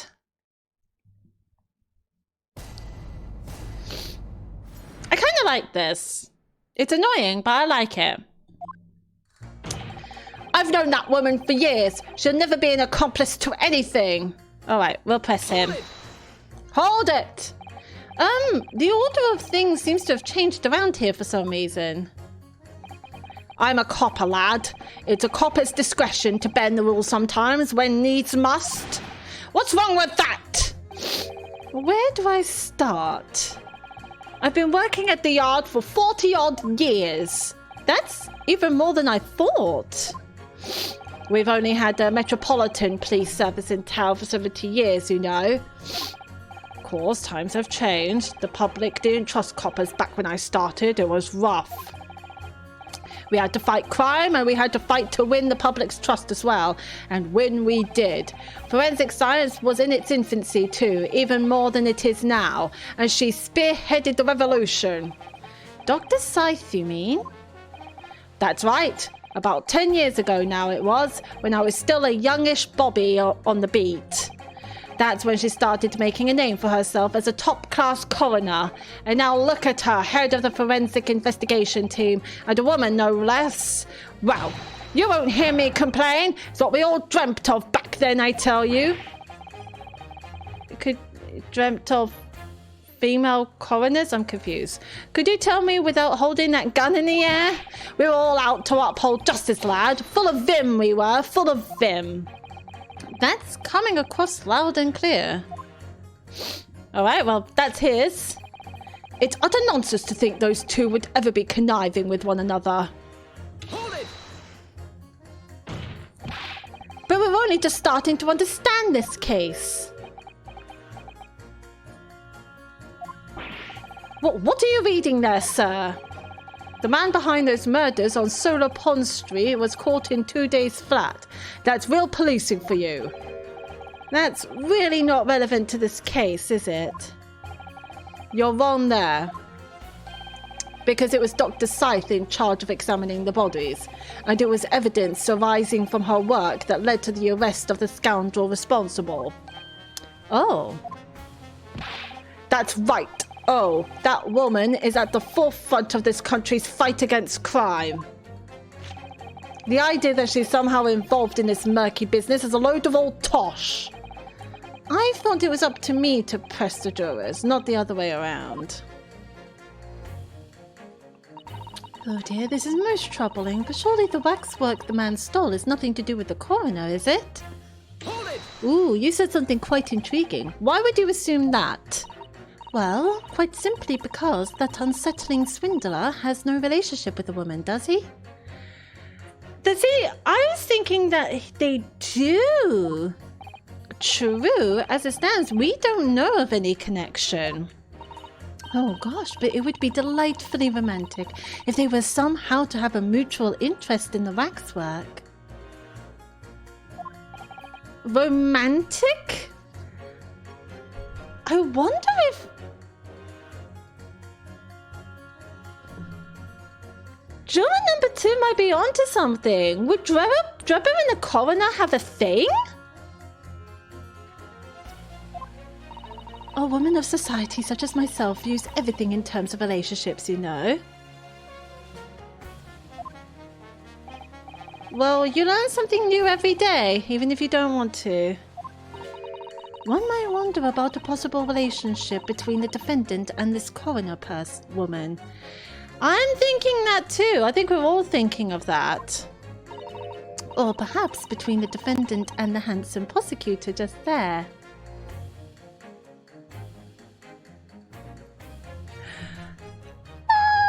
I love juror number 2.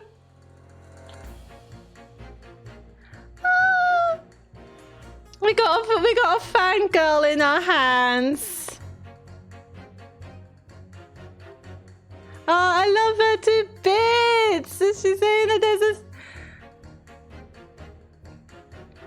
I love her to bits. However, she's not wrong because the scientist who we're defending and the handsome prosecutor, Barrett von Zeeks, are university friends. I forgot to mention that.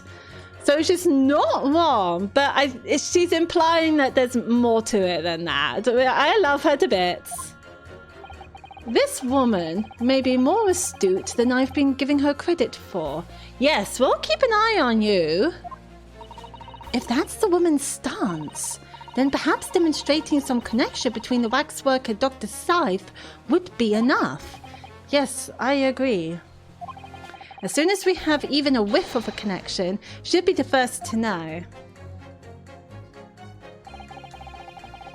I have had my own problems with members of the police. I do not trust them much. Okay, so we've had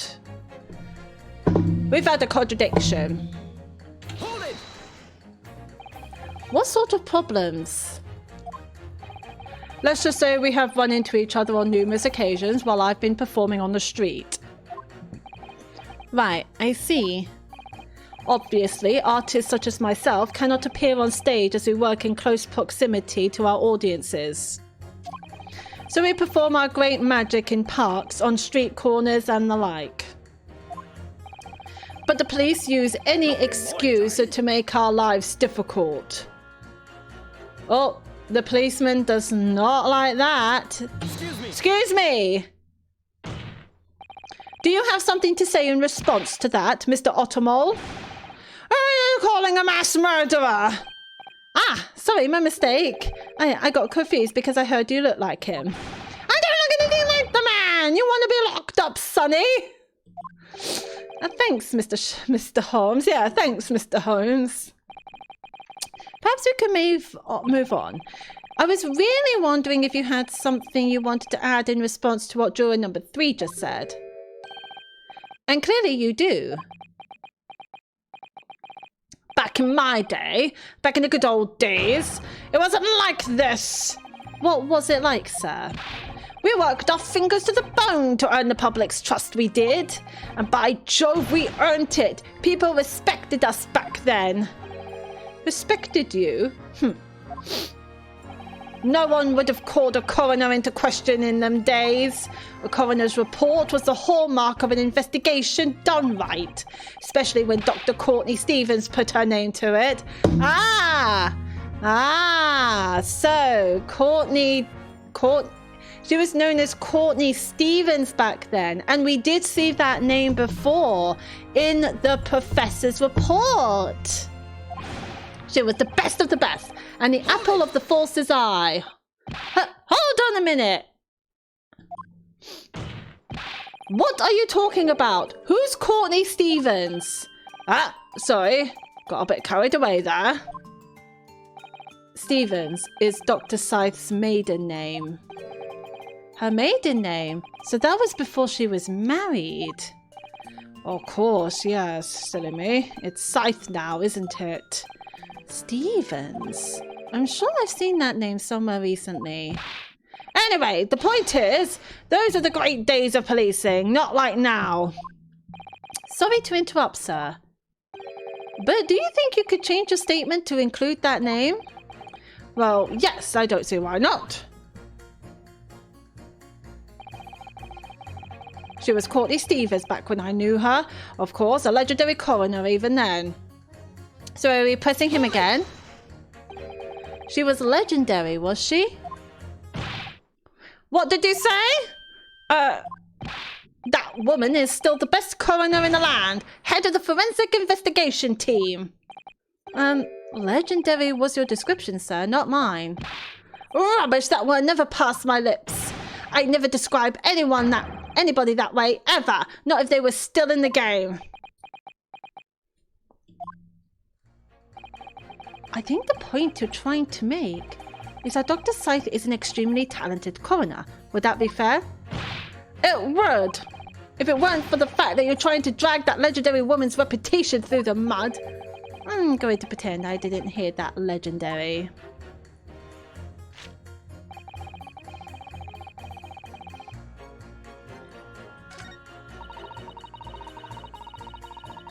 We still haven't pressed the girl.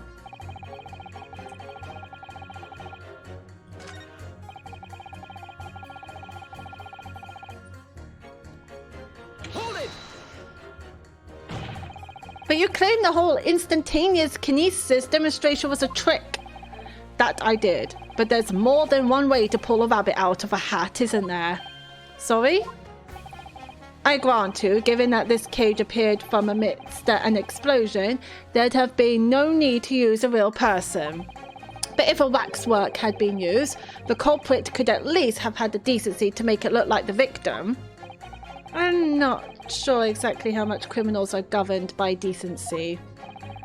The point is, if you're going to make a claim about that waxwork being inside the birdcage, you need to give us some evidence. Without that, it's just not science. I suppose we should expect nothing less than a logical argument from a fellow of the Royal Society. But that perhaps means his mind could be changed if we manage to present suitable evidence. Evidence that the Professor Waxwork was inside that birdcage. Can I produce that or not?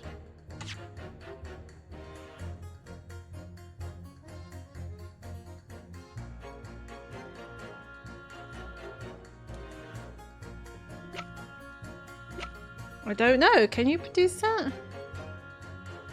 Yes, I can!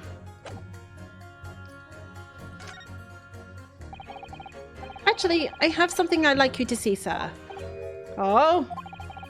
I must warn you that I firmly believe it's only wise to trust men in white coats. Oops. So given your jet black outfit, I don't mind admitting to a sense of trepidation here. So you don't trust anyone in black? Looking in the mirror must be very trying. I do have some evidence that proves the waxwork was inside that birdcage, namely this. Take that! What's that? A piece of glass? Though it's unusually thick for glass. Yes, it's a piece of broken glass that we found inside the jacket on the waxwork. As you say, it's not ordinary glass though. It's very thick and clearly made for extra strength, much like the special glass that was developed for the construction of the Crystal Tower. The Crystal Tower... Holy smokes! Exactly. The centerpiece of the great exhibition where the very incident we're talking about took place.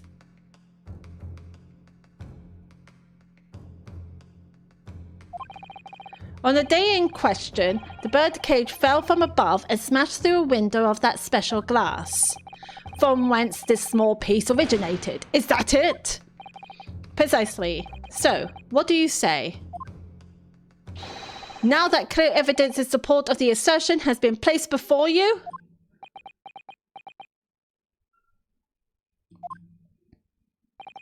Well, as I said, I only trust in men in white coats as a rule. However, when the reasoning is sound, it's fair to say colour shouldn't come into it.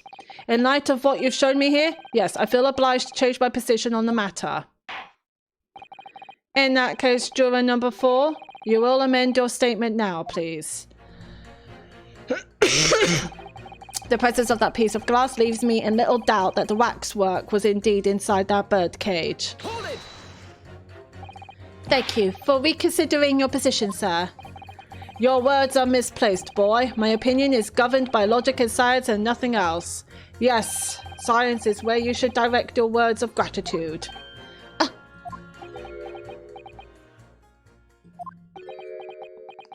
What are we doing?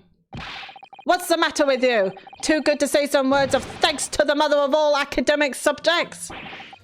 What is it about scientists, honestly?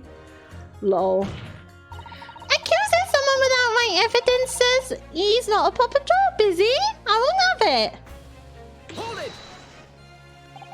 I've got to ask, why have you brought that corn into court with you? That's your question? Colonel Cobb?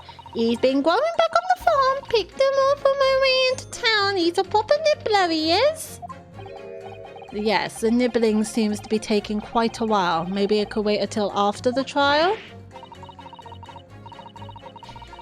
Oh, I don't like the sound of that. You need colonels at times like these. Did the quack not happen? Why did the quack not happen?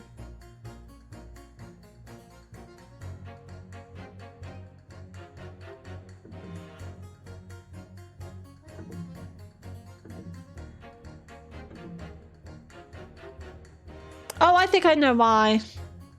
Hang on.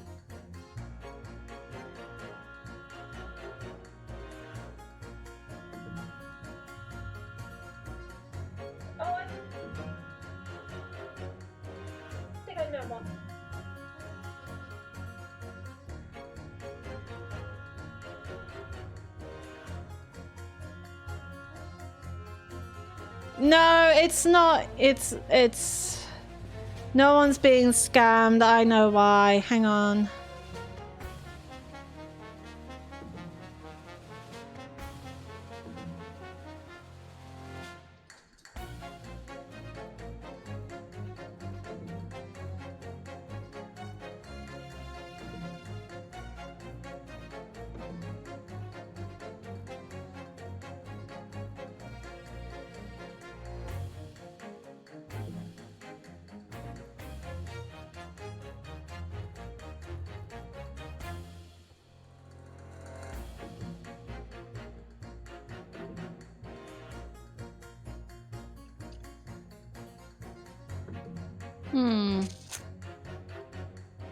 Try again.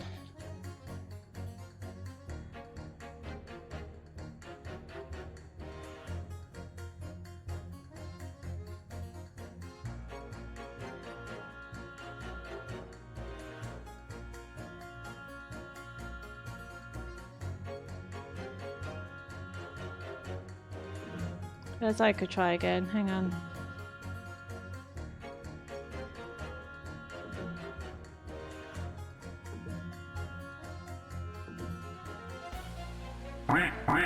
There we go. It worked now.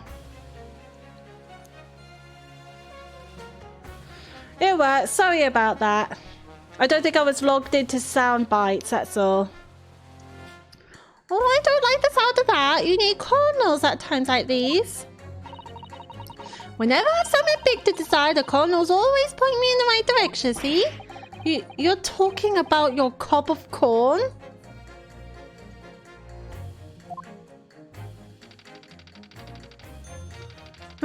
It did work. I heard it. Did it not work again?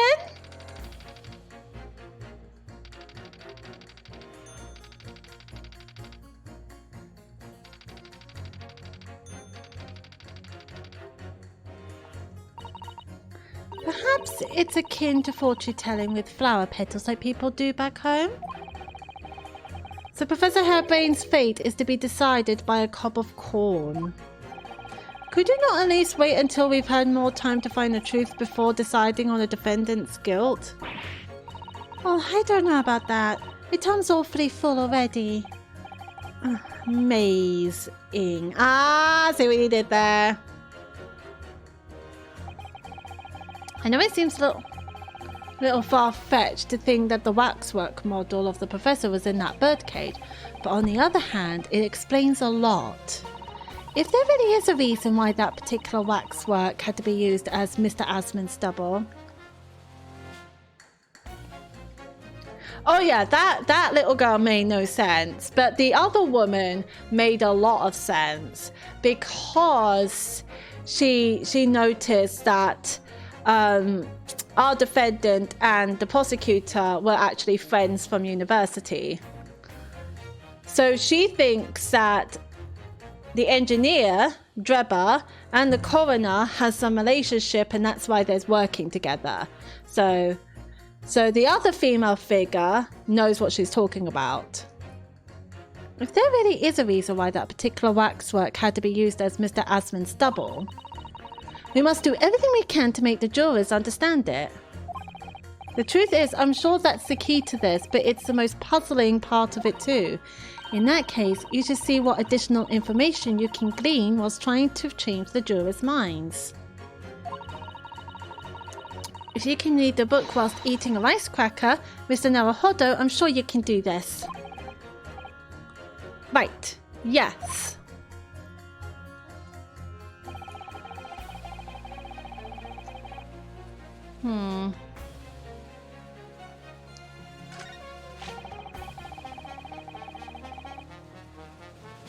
I think we need to pick...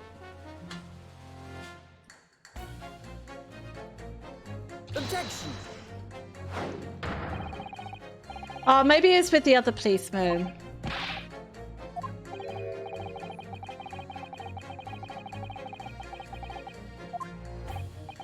The foreman of the jury isn't listening. Is that so? Well, I shall have to reserve myself a copy at the local newsagent in that case.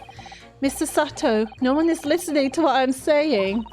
Perhaps this would be a good opportunity to have a rethink then, Mr. Naruhodo. Fear not, my learned friend. I heard every sorry word. Oh, goody. It sounds like I'm on the wrong track here. I better think again. Right, we're gonna go for...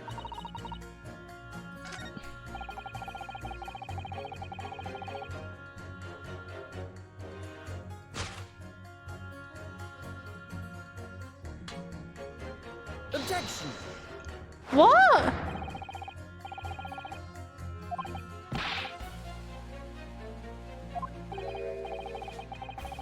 Wait, what?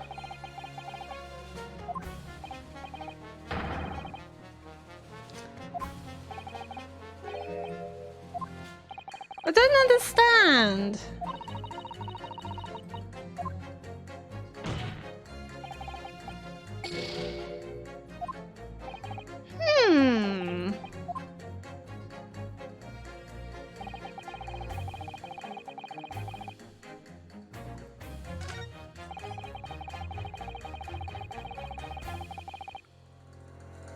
I think these two contradicts each other, these two statements.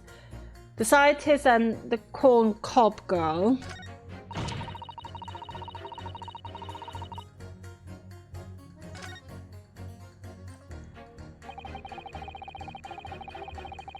And I think the policeman and the woman. I'm going to go with the policeman and the woman.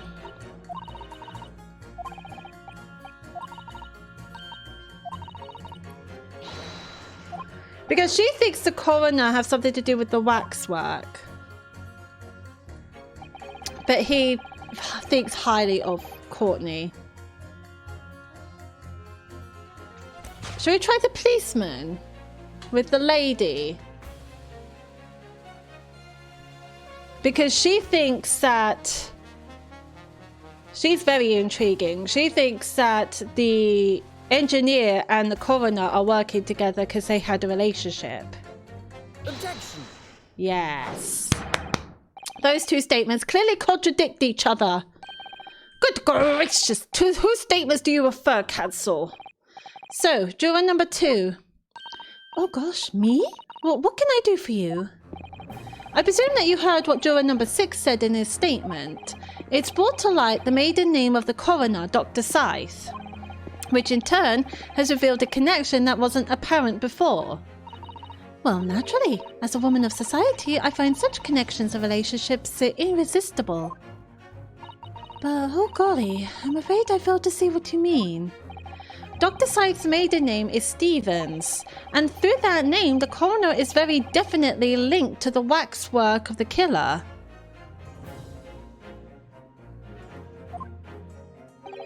The defense has evidence to prove it. My goodness, evidence you say? How utterly enthralling.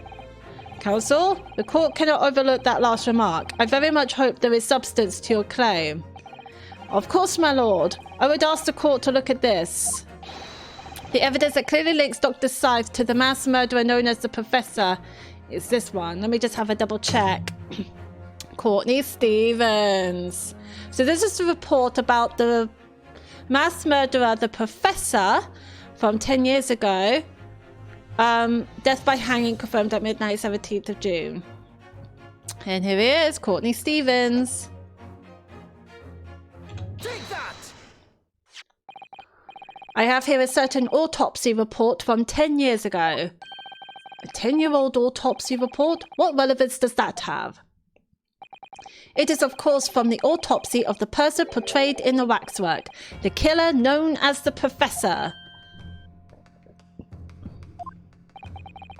The Professors? But the man was a capital offender, so... That's right. This is the certification of death that was drawn up after the convict's execution. The identity of the killer was never made public, so the report gives few details. But what's important is the name of the coroner who wrote it. Courtney Stevens. My, Courtney Stevens? Strike a light! It appears that the professor's autopsy was conducted by Dr. Scythe 10 years ago.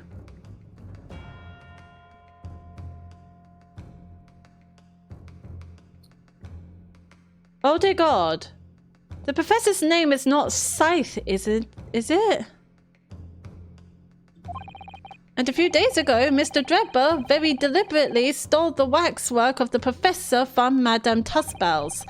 A waxwork that doesn't in fact resemble the victim, Mr. Asman, at all.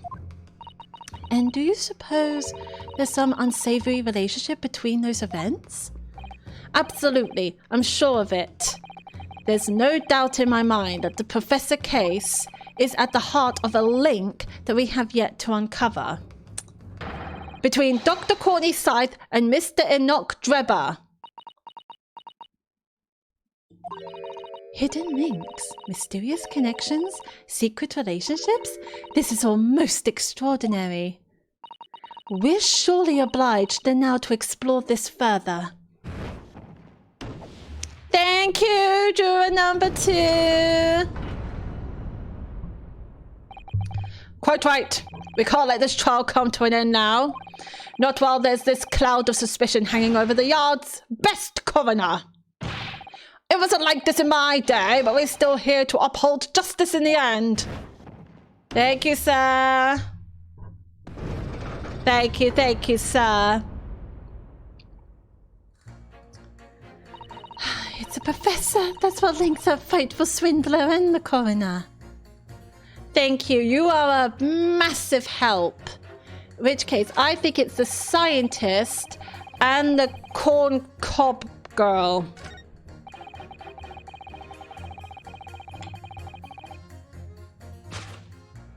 Because she makes no sense. He makes sense. She makes no sense. Objection! Objection. Those two statements clearly contradict each other. Good gracious. To whose statements do you refer, counsel? If you could put down your corn for a moment, juror number 5. Huh? You mean me? You've pointed out that it's wrong to make an accusation without evidence.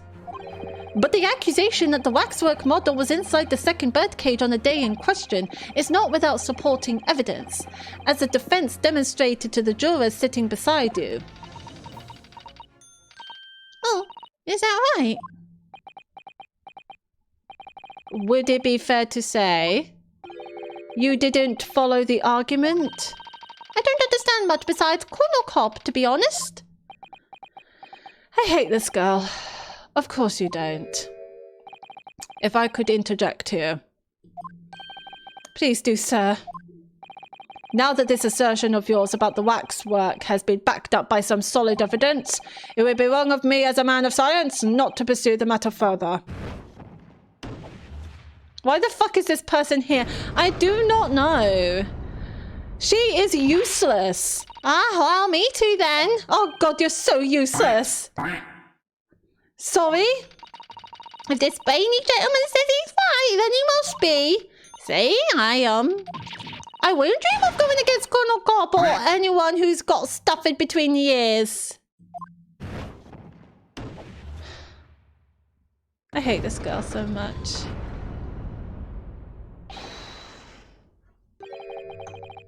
Am I muted? No, I'm not muted. No, we heard the quack. In fact, we heard the quack 3 times.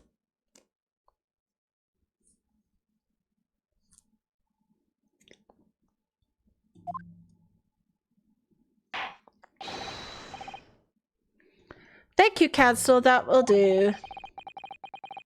As a result of the summation examination, the jury's overall leaning has changed.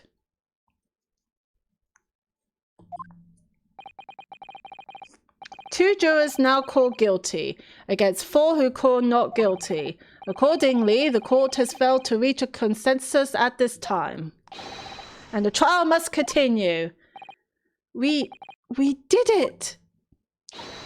Oh, well done, Mr. Naruhodo. Another wonderful victory.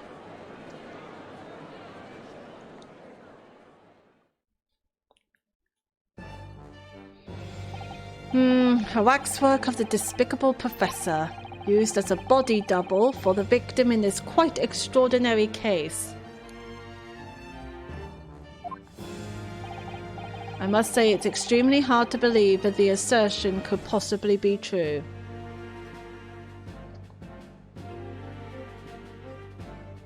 Yeah, we change half the jurors. They're saying non-guilty, which means the trial shall continue.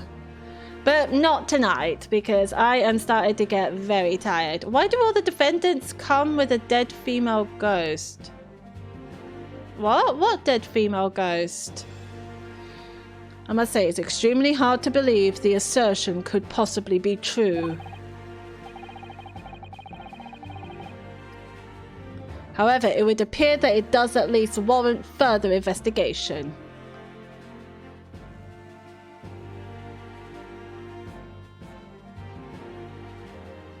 What?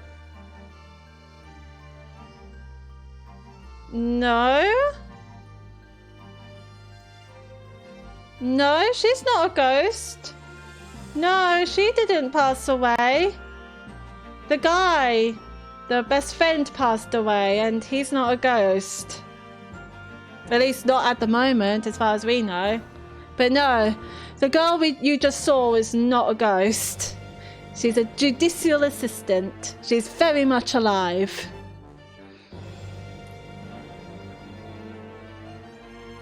However, it would appear that it does at least warrant further investigation. Also, Maya to right. Yeah.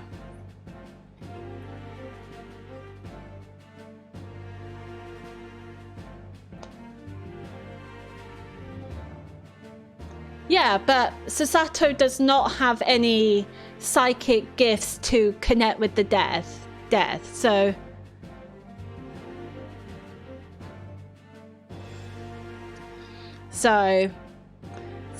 you're happy about that one? No. This is the only case where he showed he had an assistant. He said he had an assistant 3 months ago.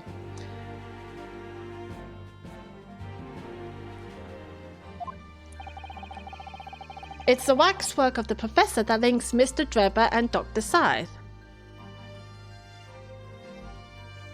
Yeah, I will say I do prefer Susato more than Maya. I love Maya, don't get me wrong, but Susato, I really like Susato. She's very intelligent, she knows what she's talking about, and she's a massive help.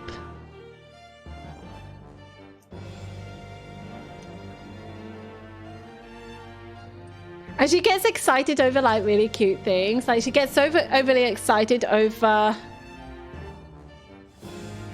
like inventions and Sherlock Holmes' stories, which I find really adorable. Maya is silly and dumb. Yeah, I understand why people do prefer Maya, but her being silly and dumb does annoy me a little bit. At first it was cute and funny, but it feel like really hard cases.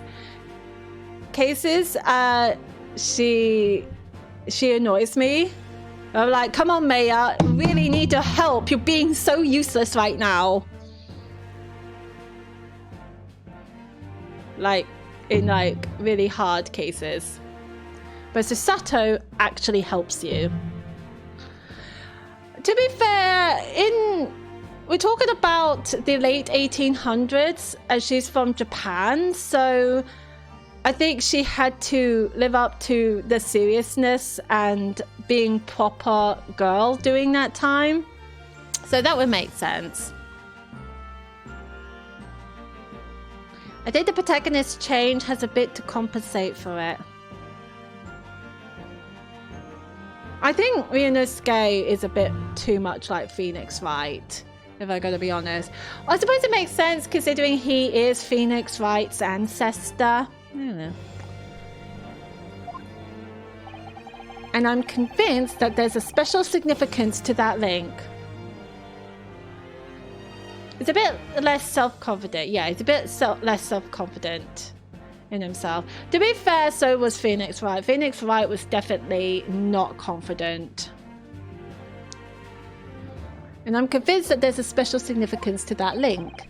I don't know what you're hoping to prove, lad. I really don't. The truth, sir, by using evidence and testimony. If the court is to delve deeper into the alleged involvement of the waxwork in this case, then the prosecution calls for the owner of the model to be summoned as a witness. The owner? The witch! The witch! Madame Tuspels.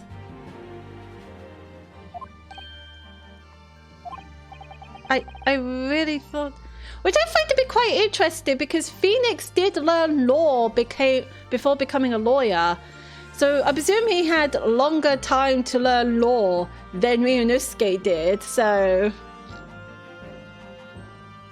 That's quite interesting. That Lord Van Siegfried objected this whole line of inquiry. No, he's with us. Very well, I concur. Make arrangements for Madame Tuspels to appear as a witness with immediate effect. Listen carefully, my learned friend. Oh, yes? You should know that you're on the brink of opening Pandora's box.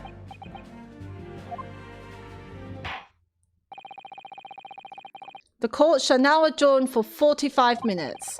During that time, the prosecution will summon a new witness and prepare her for taking the stand. Madame Tuspels, yes. I shall see to it at once, my lord.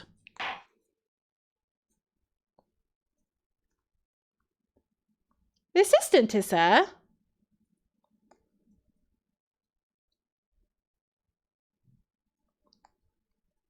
Yeah, both of the assistants are there. I thought. I wasn't paying attention.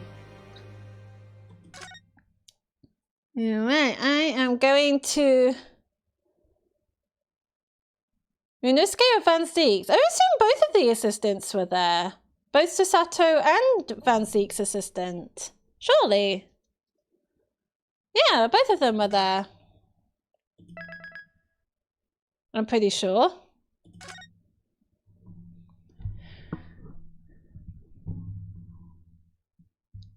The prosecution's assistant just disappeared into the shadows? That wouldn't surprise me if I'm going to be honest. He's a very strange guy. Anyway, I am going to leave it there. Thank you ever so much for joining me in my stream. I'm going to be honest, I was kind of hoping to finish the trial tonight. But I think I got a grocery shopping to go to and I'm feeling very tired. So we are going to leave it here. I think I'm going to... I was going to have a break tomorrow, but because of this trial, I think I'm going to stream the trial tomorrow to have it finished this week. Because I really want to stream Witcher next week and stream Disney Dreamlight Valley on Thursdays and Fridays, on Thursday and Friday as well. So yeah, I want to finish this trial tomorrow.